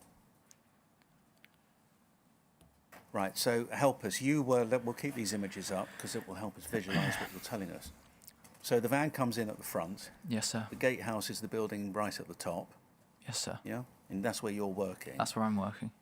And the van, did you say, has to come through the gate, and then there's a second gate? Yes, sir. So if you look at the picture on the left, and you look at the first building at the top of the picture, One which seems to have 2 roofs on it. yes, you can slightly make out on the bottom left of that building and the bottom right of that building, Yeah. there are kind of two big brown Yeah. gates. Yeah. So if we look at the brown gate on the left, you can only see about a third of it. Yeah. That is the gate through which I buzzed the task van. Okay. So it comes through there, and where does the van travel to get to E-Wing to pick up the detained man? It comes out of that gate and turns right. To Yeah. us, it's left. Yeah. It goes round the perimeter road, the small perimeter road. It goes past the back of Delta D-Wing, which is the orange Yeah. the orange wing that you see at the bottom left. It goes along the back of the building, where it arrives at the back of the green wing. E-Wing. E-Wing, yes. So somewhere there is an exit from E-Wing where the detained man who's on E-Wing Yes. could be put into a van. Do we understand that that's the same? Well, I have it in mind for all of the wings, that if a detained man is being picked up from, say, A or C or D wings, they would be picked up in different parts of the estate? Technically, that could happen in practice, but because there is an exit to each wing at the base of the wing, just as there is with E-Wing. But if a detainee was refusing to leave, then he would be most likely moved to E-Wing or solitary confinement. Yeah. And so, if a detainee was residing on C wing, B wing, A wing, or D wing, and they were to be removed, they would either just leave voluntarily, Yeah. and so they would leave through discharge, which was detainee reception, Yeah. or they would leave, or they would refuse to leave, and they'd be moved to CSU or Okay. the E-wing. Therefore, So in the case of a detained man who it was thought would refuse and continue to refuse to leave and therefore fail to cooperate, if he found himself on E-Wing, that's where the task van would go in order to perhaps reduce the distance between the Yes. van and the person, rather than he be discharged perhaps in a way he might otherwise be if he was cooperating. yes, sir. Okay. Right, so we've got the van. Did you follow the van round? Yes, I think I followed it behind, or I may have been walking in front. I think Yeah. I was behind the van. And tell us then what happens. Now we can visualise where you are. So we arrive at E-Wing, the back of E-Wing, which is actually the solitary confinement block. And I press the buzzer on the electronic door. I show my pass. Someone in the control room lets us through. Right, pause there. Control room, is that in the Gatehouse? No, that's on the second floor of the first building, above Okay. the Gatehouse. Right. And that controls all the CCTV, all of the exits, entrances, and that sort of thing? Yes, sir. And monitors them, presumably? Yes, sir. Right. Sorry, carry on. We get buzzed through the electronic door. I show the task corps members of staff through the door. They don't have keys, which is why I'm escorting them. I then use my own keys to go through another locked door, which takes us directly onto the solitary confinement block. When we get onto the block, there's a cell, I think outside cell 5, either just outside cell 5 or inside cell 5. There's a detainee who appears to be of Middle Eastern descent. He is completely naked. And there's about 5 or 6 members of staff stood around him. Some of them are managers, some of them are DCOs. They're laughing at him, making comments about his body. A comment was made about his penis. The staff started laughing. Was it some of them or all of them? Some of Who them were were laughing? Some of them were making comments. All of them were laughing. And you said that some of these 5, some were managers. How many were managers amongst these officers? So there was at least 2 DCMs, and there was at least 5 people. There could have been more. Yeah. And how was he reacting to the laughing and mocking? He was clearly distressed, upset. I mean, he was just. I mean, you can imagine you're stood naked in front of in front of 5 blokes. They're laughing at you. They're taking the mick out of you. I mean, he was completely humiliated. He was just clearly distressed. I mean, not only did he want to be removed from the centre, but his clothes had been either removed, or, to be honest, I didn't see how or why his clothes were, why they were removed. So I guess it's technically possible that he removed them himself, but I don't see why he would have done that. Was he, forgive me, you said he was either inside or outside the cell, so that suggests the cell or the room door was open. Yes, the cell door was open, yes. Was he standing or on the floor? He was standing. Right. And just standing, just as it were, still? Or was he moving around? Do you remember now? He was stood still. There was... What I can remember is he was stood still, he was naked, there were 5 to 6 members of staff stood around him. They were laughing at him, they were making snide comments, including about his body. He was clearly distressed, he was upset. It was shocking to see. I mean, I was 18, I'd just stepped onto the wing, never been in solitary confinement before. The smell of disinfectant and urine is most prevalent in the solitary confinement block. It was just like it's sort of seared into my memory that just stepping into such a bleak and depressing situation in which I still kind of struggle to understand why they were doing what they were doing. He was a defenceless detainee. I just could not understand why he was being treated in the way he was being treated. Now, you say that he was there because, as you understood it, he was failing to cooperate. I understand. Yeah, he didn't want to leave. I think he was being deported. How did he? Did he manifest his failure to cooperate in front of you? In other words, you say he was standing still, but was he reacting to the idea, because you were there, to escort him to the van? He was begging not to be removed. He was begging for them to let him stay.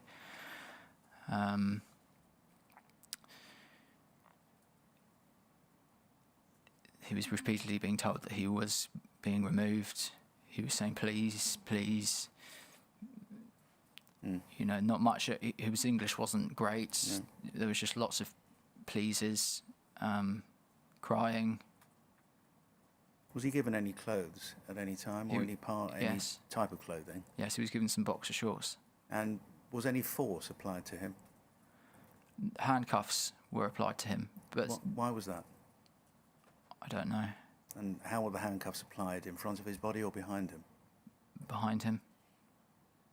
Were they applied in front of you, or by the time you got there, was he already handcuffed? They were applied in front of me. Yeah. What was he doing to warrant handcuffs being applied? Was he being violent? I mean, or physically threatening? he wasn't being violent or physically threatening. He wasn't leaving. He was refusing to go. Yeah. So he was handcuffed. And when he was handcuffed, did he resist? Not in a violent manner. I mean, he was so desperate to stay that he was sort of begging and you know when kind of people protest and they don't resist, but they also don't cooperate. A bit like the Insulate Britain protesters that lie in the roads. I mean, he wasn't like lying down, but he wasn't allowing himself to be. Yeah. He wasn't going compliantly. He just wasn't. But he wasn't kind of being violent or. Right. And you say in your statement of paragraph 52 that one of the reasons he might have been naked is because he'd been strip searched. That's possible. Would a strip search involve the man being entirely naked? Yes, sir. Right. I think it was referred to as a full search is the correct term that the Home Office would use. So after that, he's handcuffed, naked but for a pair of shorts. Yes. Yeah? Was he taken to the van? Yes, sir. And who took him to the van? The task force team. And you went with them? Yes, sir. So what, the task force team comes in Yes. at that point? Yes. But were they in at the point at which the officers were laughing and mocking him? They were stood at the door. They were stood at the door through which I had shown them. Yeah. They would wait at the door. Yeah. Outside or inside? Inside. Yeah. With the cell in sight. So they could have seen. I mean, the block is not that big. No. So they would have seen and heard the Is abuse. it at the end of the, forgive me, is it at the end of, there's a sort of gate, looks like a sort of prison gate? Yes. With bars. Is that the door that you're talking about? No, that door will lead you onto E-wing. I see. Because we've gone. So E-wing Yeah. is where detainees are removed from association, but they're not held in solitary confinement. Mm. So they can't leave the wing and associate with the rest of the population. Yeah. And there are a number of reasons why they're put on the wing. Yeah. But they can leave their cells, play Yeah. pool, go to the wing office, Yeah. eat dinner at the tables. At the end of E-wing is the prison gate you're referring to. Okay. There's the prison gate, and then immediately behind it is a locked door. So you have to pass through them both with a lock and key. Mm. Once you pass through them both, you're onto the block Yeah. where people are held in solitary confinement. CSU. CSU. And if you were to pass through those two doors, immediately to your right is the cell in which the detainee was stood at. I see. But obviously, I had entered through the rear of the Yeah. rear of the block, so Yeah. I had come from the other side. I see. So when I entered when I entered the block, everything was happening to my left, Yeah, to I the see. corner. But the task force van members of staff were stood at the entrance to the rear entrance door. I see. So, but they were in a position to witness what was going on. Yes, sir. And in terms of distance, just so we get an idea, how far away were they from what was going on? I mean, use anything 10 in yards. this hearing room. 10 yards, 10 I'd say, yards. between me and the wall over there, Okay. So you were looking at the back wall the behind back wall me. behind you. Yeah. Anyway, so this man was eventually taken down to the van. Is that right? Yes, sir.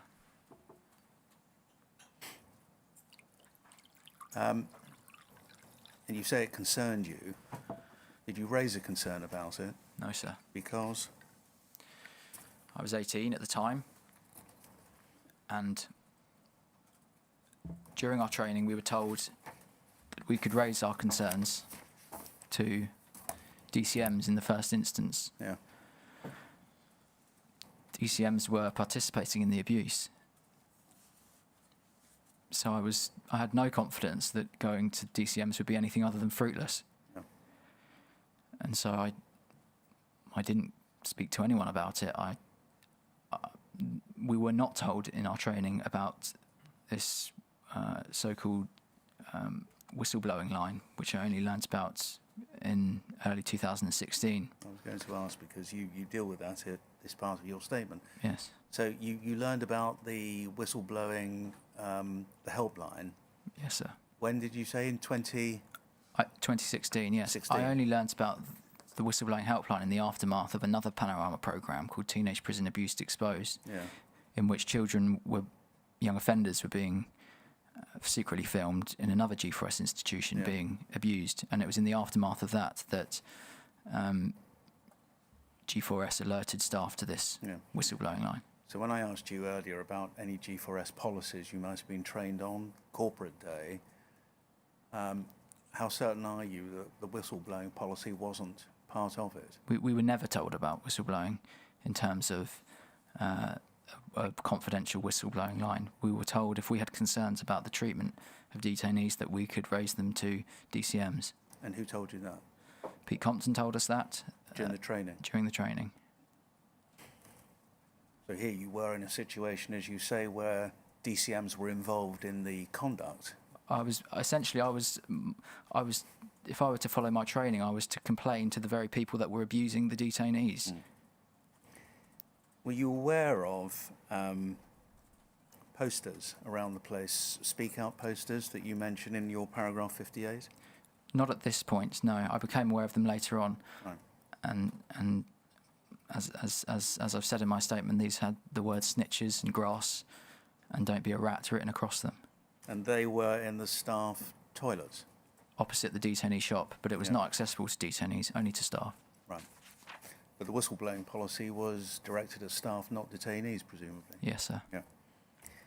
But so we're clear, at this point in time, all you understood was if you have a complaint, you take it to a DCM. Yes, sir. But your evidence is that you had not heard about the G4S whistleblowing policy until Much later. much later. And equally, you weren't aware of the Speak Out posters until later. Much later, sir, yes. And that's because you were an ACO, presumably, and so you didn't have access to where these posters were, or is that wrong?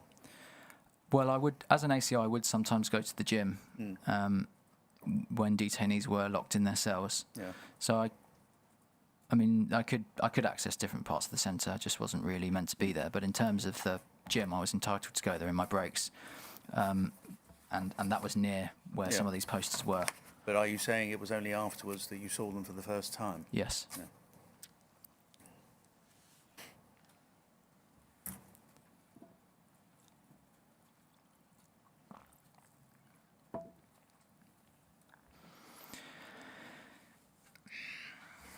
And one of the things I would also like to ask you is this, while we're on it.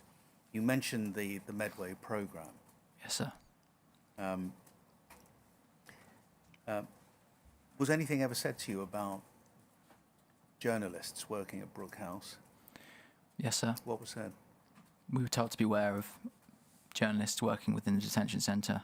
And was that when you were an ACO or a DCO? This was when I was a DCO. So, And who told you that? well, so after this panorama was broadcast, That was the Medway the one. teenage prison abuse exposed And panorama. let's just fix that in time. When do you think that was? I think this is around the 11th or 12th of January 2016. Yeah.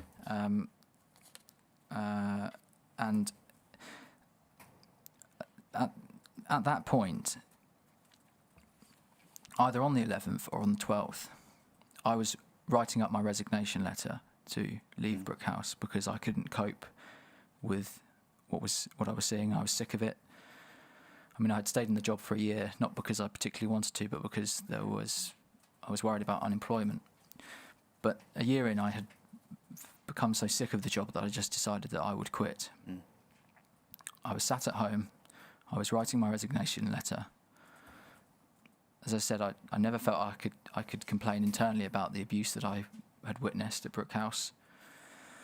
And so I had decided that I would leave. Whilst I was writing my resignation letter, the panorama Teenage Prison Abuse Exposed started playing. This was either on the 11th or 12th of January. I was watching staff members who wore the same uniform as me in a custodial setting, abusing people in their care. It reminded me of the things that I had witnessed at Brook House. I formed the view that the only way of holding the G4S, the Home Office and individuals to account for the abuse that was exacted upon detainees was to contact Panorama in the hope that they might send in one of their own undercover reporters and that they would make a similar film about Brook House and that there would be similar calls for change. So I deleted my resignation letter to G4S and instead emailed BBC Panorama. All right, we'll come to that in a second. When you say you deleted the letter, was it a letter that you had created on a computer? I was typing it on my laptop, yes. And when you say deleted it from your... Well, I just deleted what was on the page. Okay. And So it doesn't exist anymore in draft or anything like that? No. So you've dealt with 2 incidents so far which had got you this far, so that we can understand, because we slightly moved on, as you had in your statement. You're talking about the Medway programme, Yes. which was between the 11th and 12th of January 2016. How long before that was the incident you were telling us about with the naked man on E-Wing? Probably about 9 months. So quite some distance before. Yes, sir.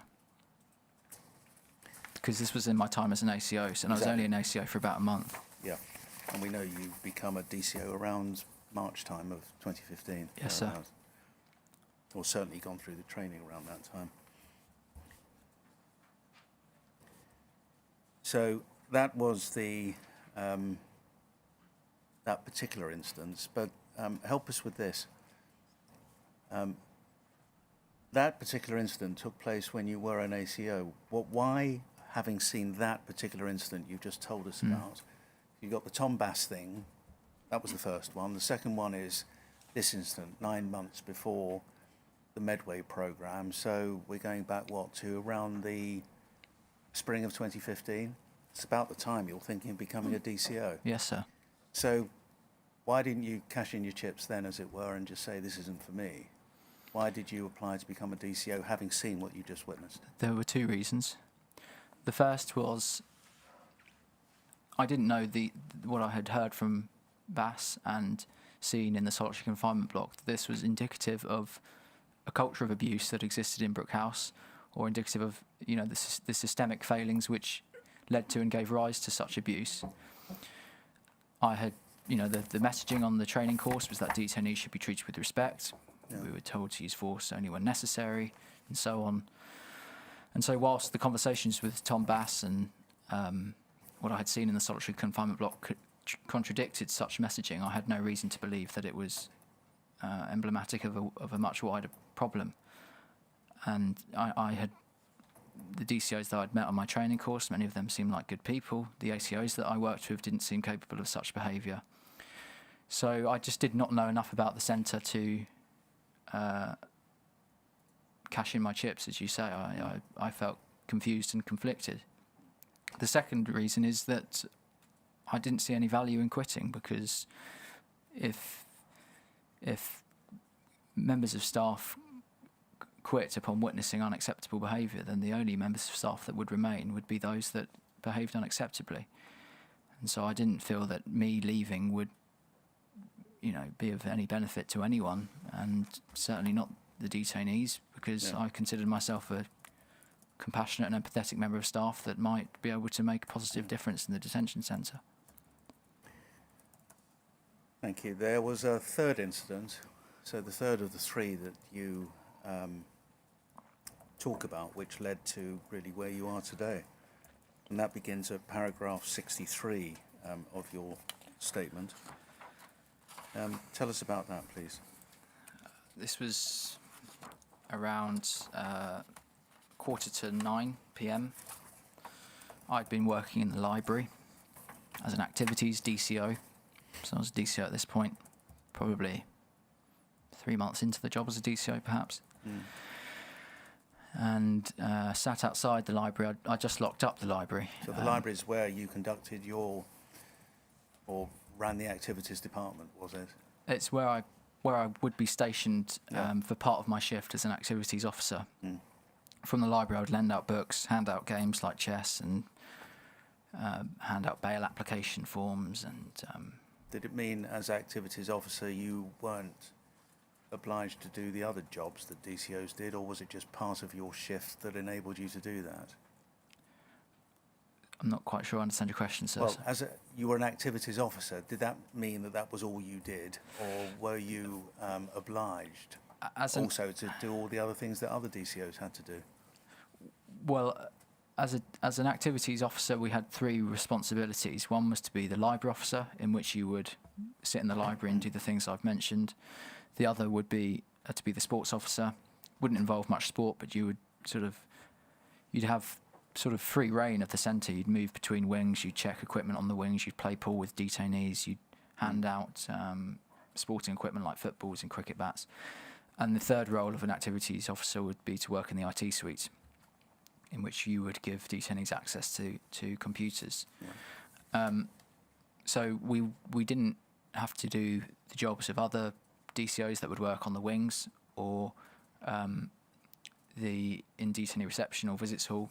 basically depending on what department you worked in, you had specific areas of responsibility, but your role was you had the same clearance and qualifications as a DCO. So you would, often, because Brook House was so short-staffed, the role of the sports officer would be sacrificed, and you would be put onto the wings to work, for example. So you could be called upon to do any of the duties of a DCO in your role as an activities officer. I see.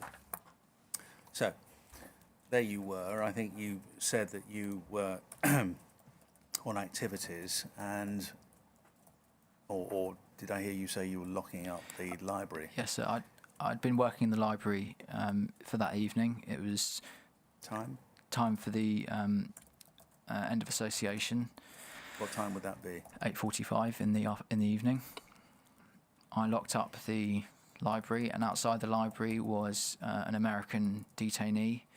He was sat on some chairs which were fixated to the ground against the wall on the association corridor. He was refusing to go back to his room. Usually detainees would just make their way back to their wings and back to their cells, so I didn't really make much of it initially. I went to check C&D wing courtyards to make sure no detainees were there and that they were cleared to be locked. And then I came back to the library, told the detainee he'd need to return to his cell. I think I then recall going to the activities office, which was slightly along the corridor from where the detainee was sitting. I entered the activities office. I came back out a few moments later, and the detainee was sat in the same position.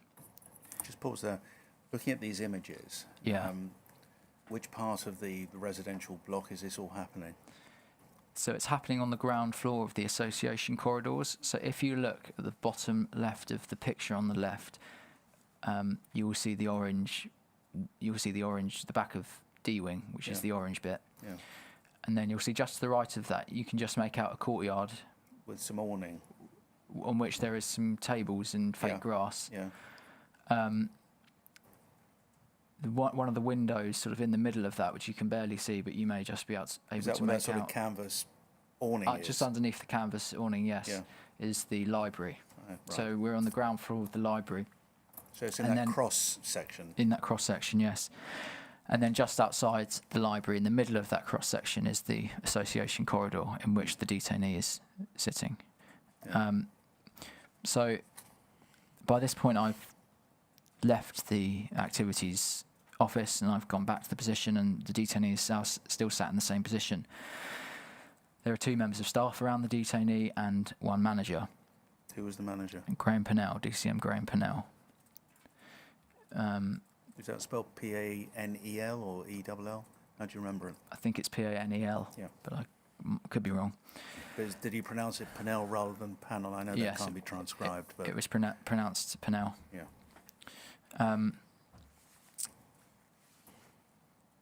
Staff were talking to him for probably about 5 or 6 minutes, trying to encourage him to go back to his cell. As far as I was concerned, no real effort was made to understand why he was refusing to go back. He was just frustrated about the progress of his case and why he was in detention. Said he wouldn't be going back to his cell. At the very most, 15 minutes was afforded to him. I think in reality it was probably more like 7 or 8 minutes before Graham Pennell instructed the officers around him to restrain him and return him to his cell or to CSU. I didn't see where he was taken to. And in your judgment at that time, and by now you were a DCO, you'd had your training, did you think restraining him in that way, given he wasn't presenting any threat, he was just refusing to return to his room, was justified? It wasn't the way in which he was restrained which How was he concerned me. restrained? In that, I think technically, the holds that were applied were done in the were done to the letter, were done as you were told in your course, but the fact that the restraint was initiated, was completely unnecessary. Here was a detainee who was not being violent or was self-harming. He was not being abusive to staff. Barely any time had been afforded to him to try and encourage him to go back to his cell before a spontaneous restraint was initiated.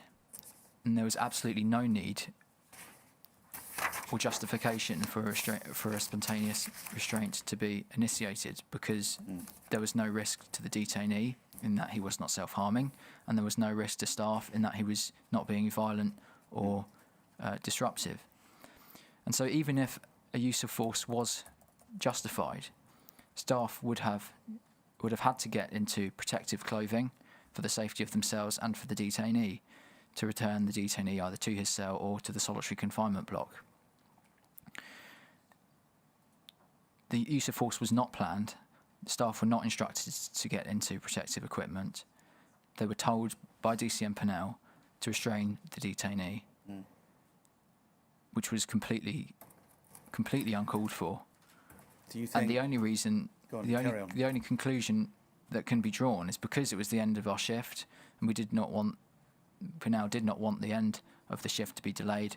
He wanted to get home. Staff wanted to get home, and so to avoid personal inconveniences of having to go through the planning of a restraint, maybe taking it up the chain of command to a member of the senior management team or a more senior DCM, it was easier for DCM Pennell to initiate a spontaneous use of force.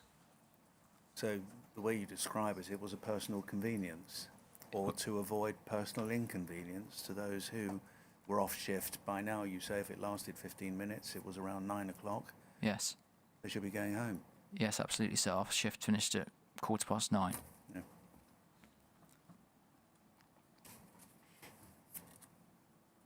Did you raise any concern with anyone about that? No, sir. And just tell us why. Again, it was a use of force initiated by detainee custody manager. Pennell had described detainees in disparaging terms to me on numerous occasions. He often referred to them as cunts. I did not have any confidence that complaining about this use of force would lead to anything other than marginalisation, bullying. Of whom? Of me. And I'll almost certainly be asking you something about that a little later, but without diverting to other examples, was marginalisation of officers who conducted themselves appropriately something you'd seen? Officers that were deemed too empathetic or compassionate towards detainees were mocked. I remember a female DCO who was particularly empathetic towards detainees. Rumours were spread about her having slept with detainees. Comments were made behind her back. Rumours were spread about her, and if you were seen to be too friendly, then you were seen as one of them. I mean, that's not the only example. I think you're going to ask me about a more specific example later, but I was aware of I later became aware of a DCO who complained to staff, DCMs and the senior management team about Pennell. This was much later. Yeah. But I'm just giving you an indication of how staff were treated when they raised concerns. She complained that Pennell had stolen money, cash, from a detainee when it was sent in to him by his family or relative or friend. And she complained to the senior management team about this, and she was taken off duties as a DCO, placed on menial tasks. She was bullied. Is this the same woman who... This is a different woman. Different woman. She was bullied. Again, rumours were spread about her. She was seen as too soft. Can I ask, I'm not suggesting it was, but just so that we understand what the culture was this misogynistic because they were women in the instances of these two women, or was it because they were empathetic? Male officers who were deemed too empathetic were also the mick was taken out of them. You know. So that they would be at the wrong end of that kind of treatment, whatever gender they were. Yes, Yeah. and it was often, you know, if you were a woman and you were too empathetic towards the detainee, you were shagging him behind closed doors. If you were a male DCO and you were too empathetic towards the detainee, you were shagging him behind closed doors. It was just Yeah. So no, so that there were no subtle distinctions made. no. You say in your paragraph 68 that coming back to the personal inconveniences that you were discussing with the instance of the American detained man, you believe it was reflective of a broader culture among certain Brook House staff in which they showed apathy to vulnerable, disturbed or distressed detainees and acted not in the interest of the detainee's safety or welfare, but with the sole intention of creating less work or inconvenience for themselves. So that was a culture around detained men by certain of the staff in Brook House, and you've mentioned how verbal abuse was one manifestation of it, and the word in particular that Graham Pennell used to describe detained men. But was he the only one? No, absolutely not. And you say at your paragraph 70, this was reflected in how staff at the centre referred to incidents involving use of force. Staff would exchange anecdotes about force being used and would use words such as battered or fucked up to describe the impact on detained men, including where force had been used by managers. Yes, sir. And you describe that as banter that was used. Is that how you think? What you think it was? It was just banter, or was it part of a culture going beyond banter, or perhaps bravado? What do you think? It was, yeah.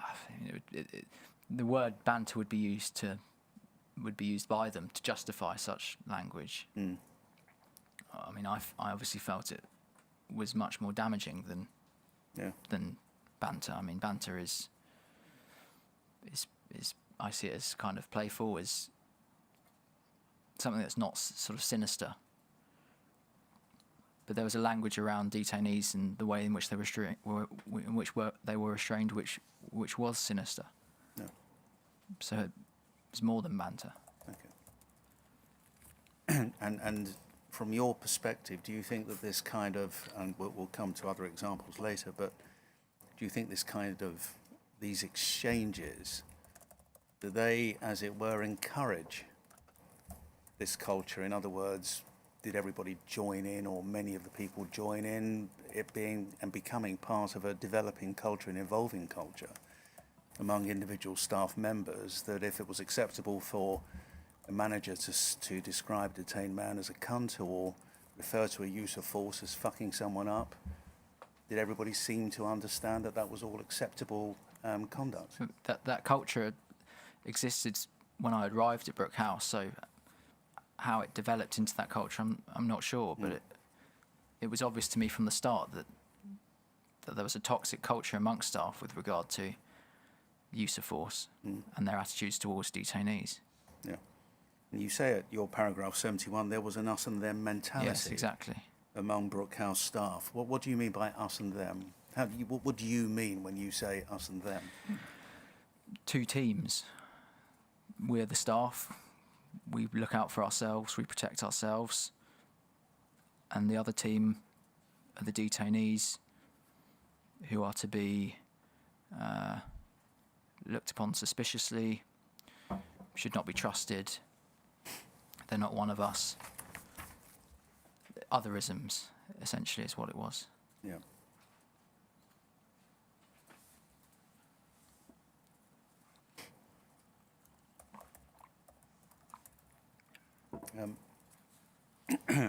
You told us a little earlier that part of your training involved familiarity with the detention centre rules. Yes, sir. And I want to put up on screen part of the BBC protocol, which included your guiding principles and some hypothetical examples of the way that you should conduct yourself. But just for a particular reason, can we put up, please, CPS 000025?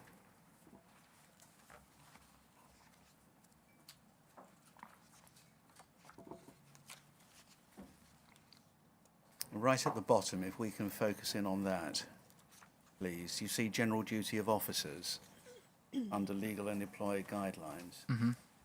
This is Rule 45 of the detention centre rules. One, subparagraph 1, paragraph 1, it shall be the duty of every officer to conform to these rules and the rules and regulations of the detention centre, to assist and support the manager in their maintenance and to obey his lawful instructions. Paragraph 2, an officer shall inform the manager and the Secretary of State promptly of any abuse or impropriety which comes to his knowledge. And can we go to the next page, please?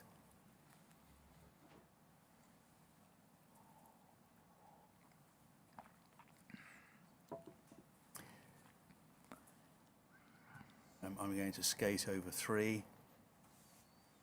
4, detainee custody officers shall notify the healthcare team of any concern they have about the physical or mental health of a detainee.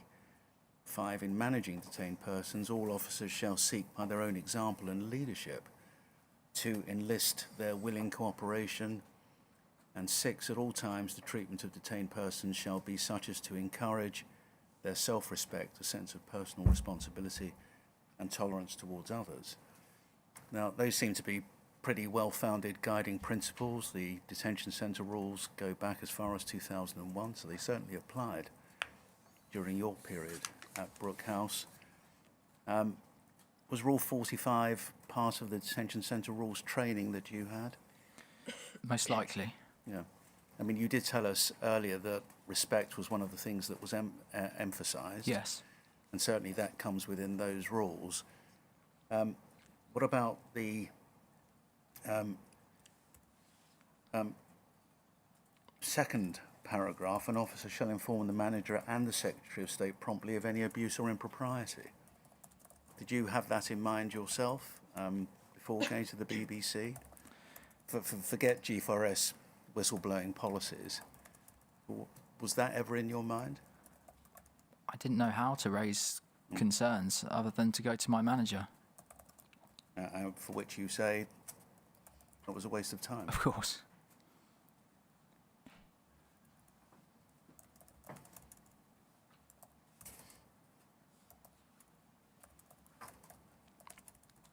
A waste of time because managers were complicit and involved in the abuse of detainees. I should be clear about that. No, you have made that clear more than once. No.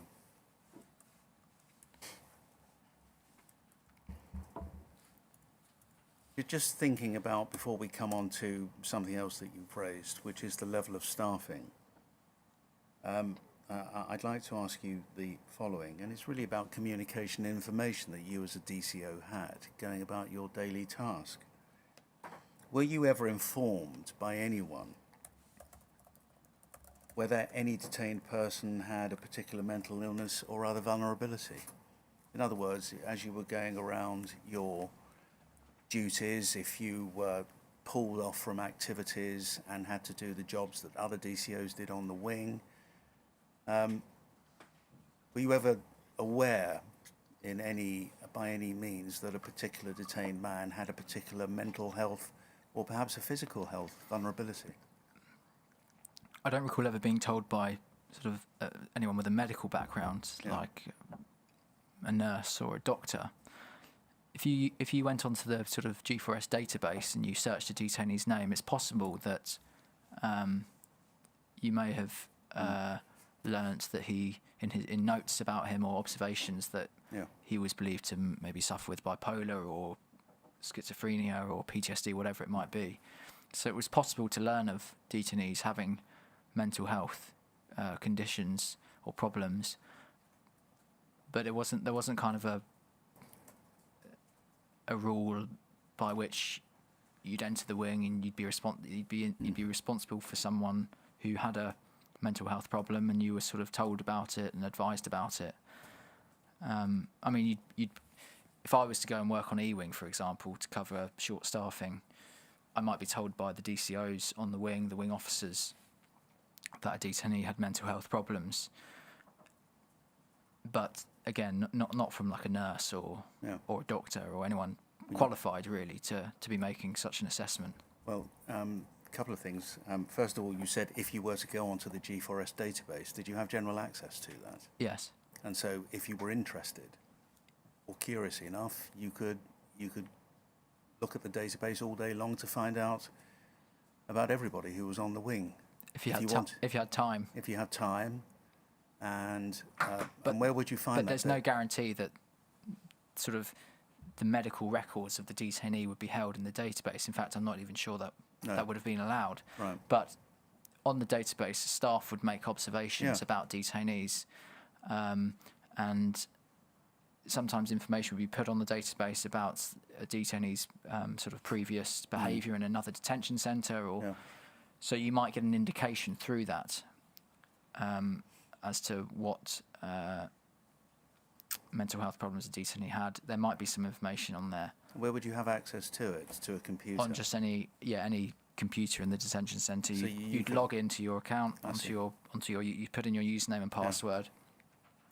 You click on the G4S sort of. There was like I can't remember the name for it now, but you just click on the G4S kind of data logo, and you could search the detainee's name. You could search his reference number, and then some information about him would come up. I mean, for most detainees, there's very, very little information about them on there. Yeah. For the most challenging detainees, because they required the most attention, there would be lots of observations written about these detainees. But all of that depended on time, access to a computer. Yes. And being interested and sufficiently curious. Yes. I mean, there was nothing. I mean, so there are, when we talk about when we talk later in the week, I imagine we'll talk about when a detainee is strangled, and when another detainee is, I'm observing another detainee who's on constant supervision but being held in solitary confinement and is being denied his medication. You know, those are just two examples when I was clearly looking after, observing someone with mental health problems. Yeah. And I had no idea as to what those mental health problems were or how I might respond if... No. That's what I'm really driving at. So either you do it yourself. Yes. Or you're on a wing and you find out by force of circumstance. Yes. Or guesswork. Yeah, or rumour. Yes. Or somebody happens to tell you, or you happen to ask when you go on a wing to work there. What about formal handovers, for example, between shifts? Did the DCOs who came on in the morning or came on at nights, did they get any formal handover? X is in cell 7 of the CSU, Y is in cell or room 8 of the CSU, and they individually have these kind of problems, you need to be aware of it, or he's been doing that during the day, you need to be aware of it. Did any of that happen? There was an ACDT form on which detainees were constantly observed would have to be handed over. There would be, and it was obvious when you went into the wing office which detainees were being held in which cells, because there was a notice board in the wings and a whiteboard on the wings, which said which detainees were being held in which cells, whether it was on the E-wing or the solitary confinement block. There was no indication as to whether those detainees had any mental health problems or any issues. I mean, that could have been handed over, but there was no sort of protocol, or there was nothing put in practice that through which you had to notify. There's no handover to staff in which you'd kind of have to tick a box to say whether a detainee in one of the cells had a mental health problem, for example. It was just up to the wing officers to find out for themselves and pass the information on to their colleagues. And a wing officer is what? A DCO working on the wing. But what special job does the wing officer have that other officers on the wing working on the wing don't have? Is it a particular? Does he manage the wing when he's on? Is that what it means? He with the DCM would manage the wing. Yeah. A DCM would manage the wing, but the DCM wouldn't always be present on the wing. So yes, it was the responsibilities of the wing officers to manage the wings, sort of the day-to-day running of the wings. So Yeah. handing out soap and toiletries, settling disputes, responding to self-harm or fighting, unlocking cells, locking cells. So when you talk about wing officers, are you simply talking about officers who are working on the wing from time to time? Yes, So sir. but I mean, so when I was working on a wing, I was a wing officer, even see. though I was assigned to the activities Yeah, I see. department. but there's a manager for each wing during each shift on each day, is there? Yeah, you'd have a C and D wing manager, and then you'd have an A and B wing manager, and then I think you'd have an E wing CSU manager. I think. Yeah. I mean that. All right. I think. Mr. Altman, sorry to interrupt, but may I ask a question at this point? Just fits probably quite well here, Mr. Tully. In your training, in that 6-week initial training, do you recall having any training relating to common mental health diagnoses that you were likely to encounter as a DCO? No, Chair, none. Okay, thank you. So looking at all of that, and perhaps there's more to ask you about it, but just let me just ask you this question, which perhaps many have in mind. How did non-medical staff, which is what you weren't healthcare, you certainly weren't a doctor, how did non-medical staff like yourself and your colleagues manage people whose particular conditions they knew little or nothing about other than received by rumour or happenstance? We managed them just as we did anybody else. But, I mean, would you know if you were dealing with somebody who might be dangerous or who might be suicidal? You could be sitting there on a wing not really knowing the kind of person that you were dealing with and any particular issues you had to be alive to. Unless you had gone onto the database system and seen something helpful, which wasn't necessarily guaranteed to be there, or you had sort of, you knew through previous actions from the detainee that they might be likely to self-harm or be unpredictable, then there was nothing really to help you form that view. So that we're clear, there was nothing, no vertical line of information from the senior management team down through the DCMs to the DCOs, the guys on the floor in the wing managing these detained men, No. or via healthcare, or among disciplined staff in a sort of horizontal sense, other than your chance, or finding out because you had to find out. Yes, that's correct. So no formality about information sharing, No formality. communication. Around mental health conditions, no formality whatsoever.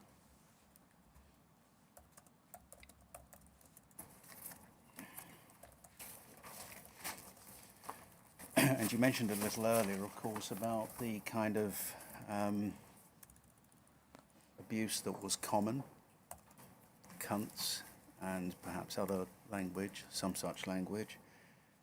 On the occasions when the IMB visitors arrived, and I think you saw them from time to time, and I'll ask you a bit about that later. Was that language tailored?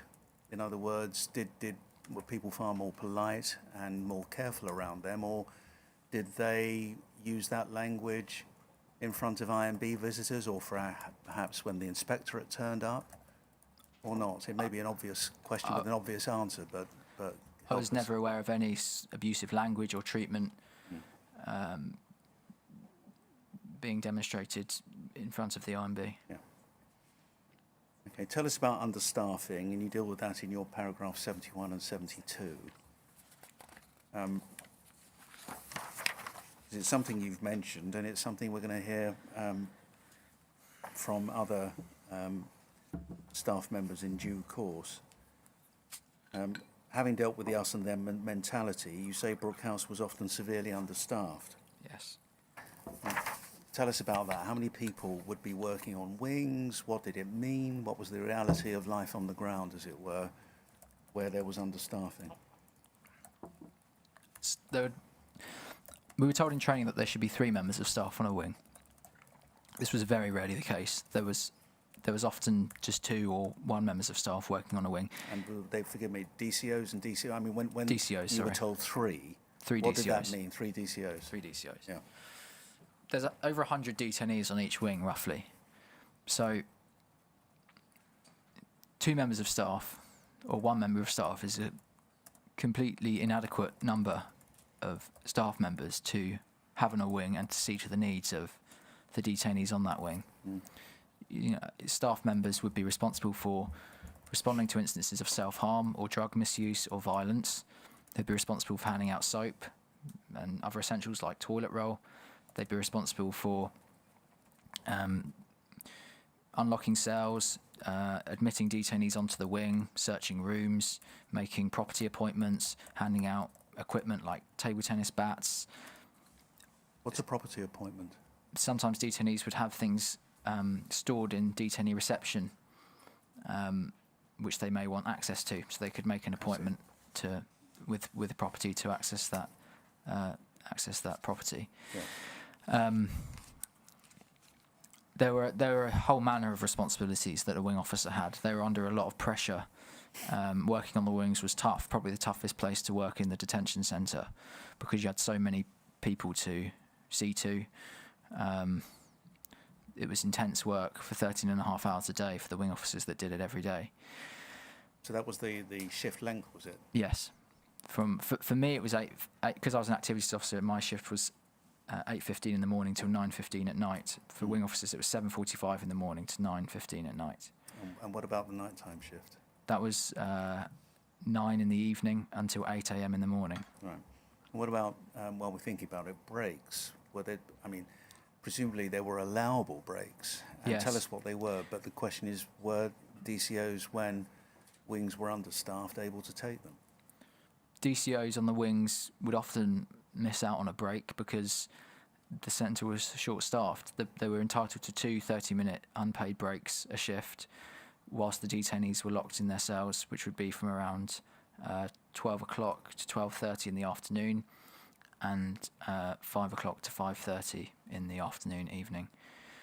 As an activities officer, if I was not pulled away from the activities department to cover short staffing, I would cover breaks for colleagues. But I think often wing officers the wings were so poorly staffed that wing officers could not get away to take a break. Now, you were there from 2015 through to summer of 2017. Mm-hmm.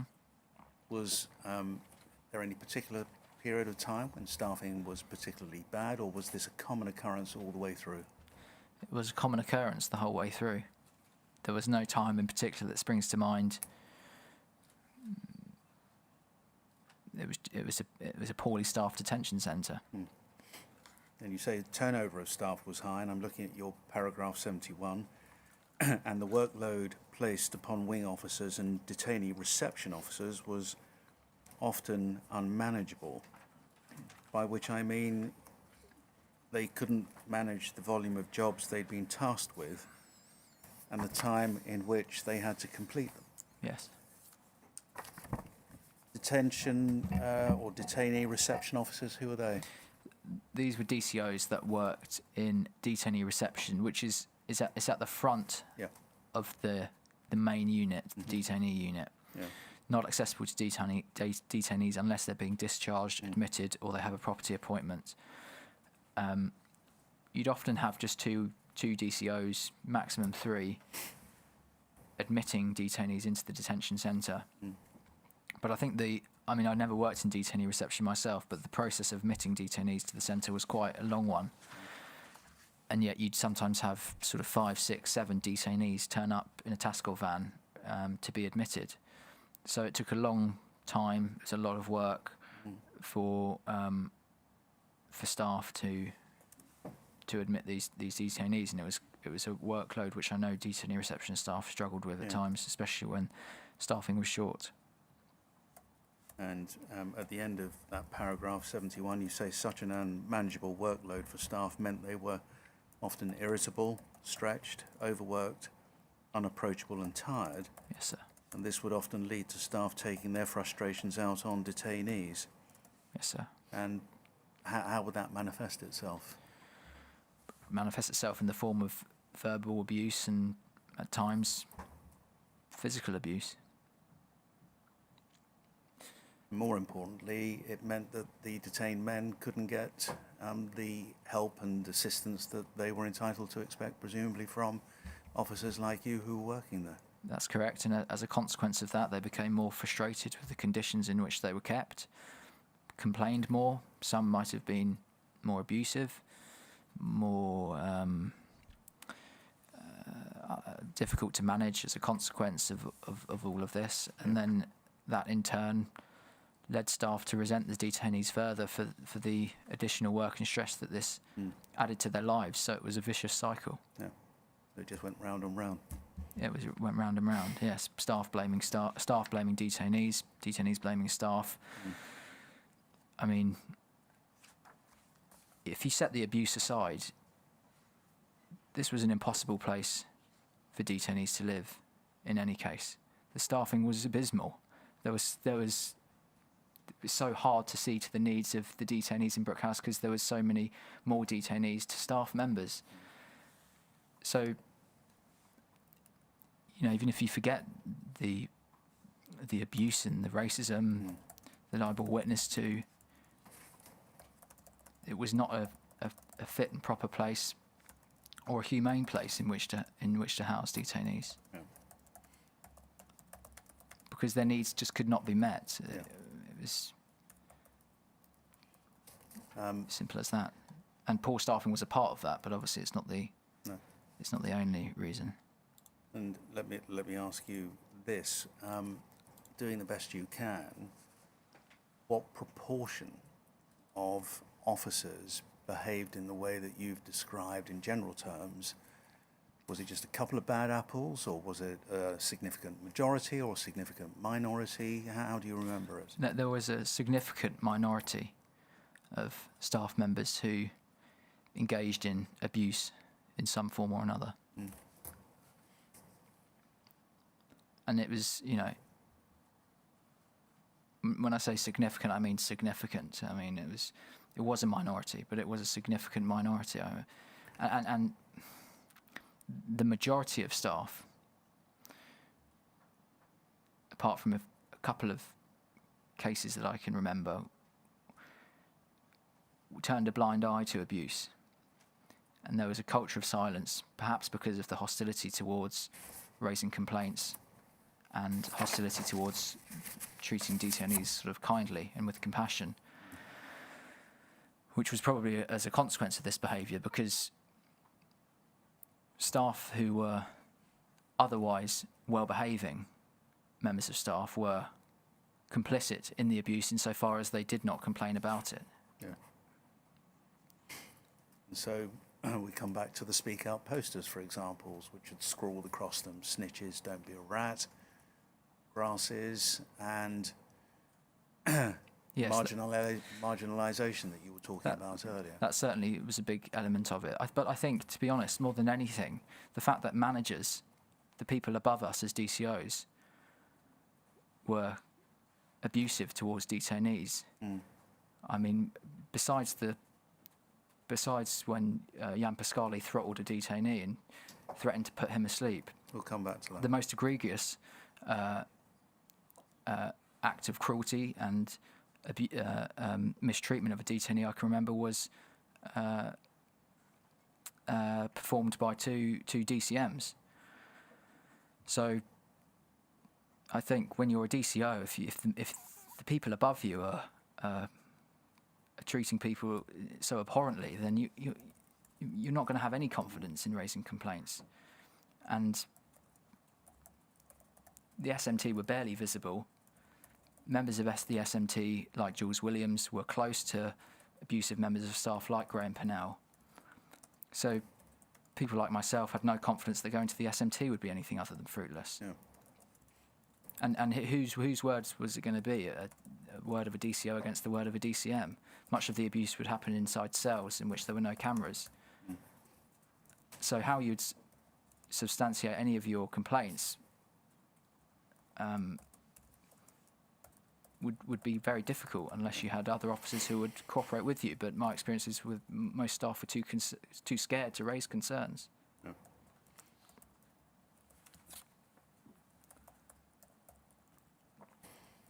All right. Well, I see the time.